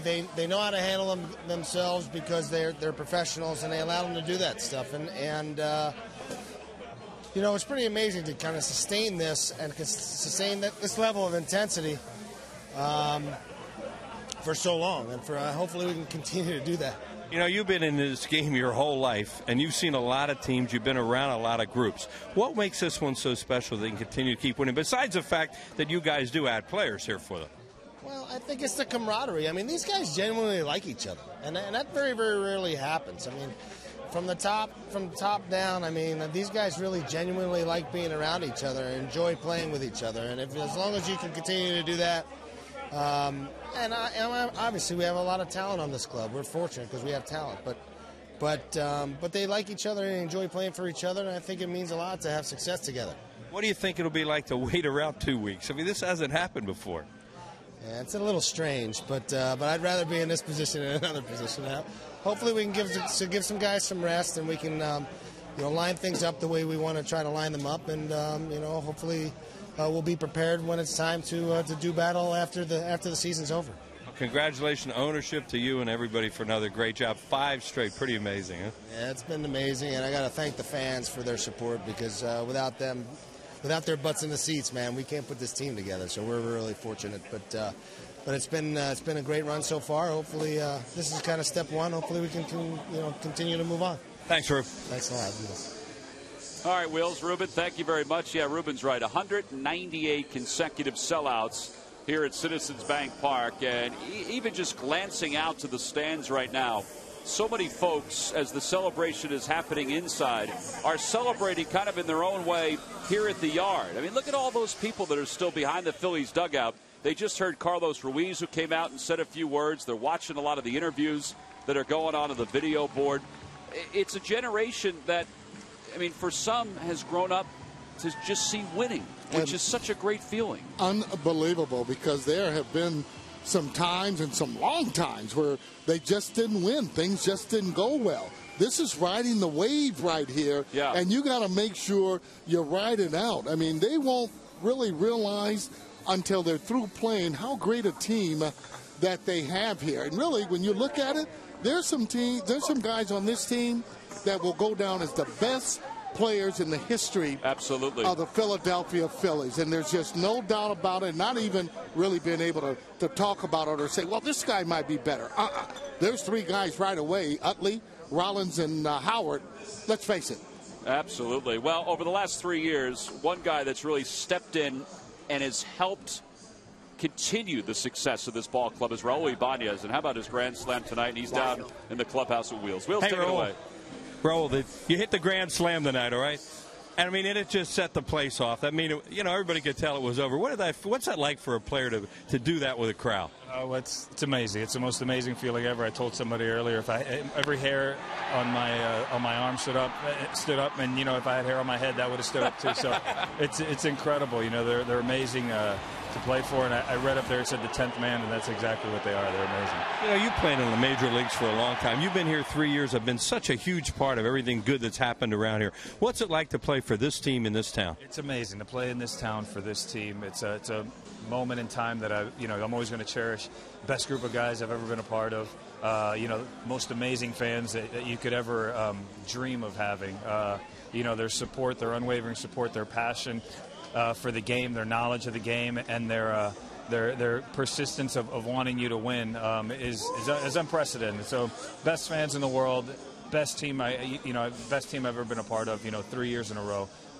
Greatest guys in the world, so it's great. You're one of those guys, and I'm telling you, when you came over here, Larry Boa told me and other people that you were going to fit in to this team. What was it like to come over here and be with this bunch? Well, it's almost impossible to not fit in with this group of guys. They're so amazing. So, just to be a part of a bunch of hard-nosed guys that play the game the right way and care about winning day in and day out, work hard at their craft, and are true professionals in every sense of the word.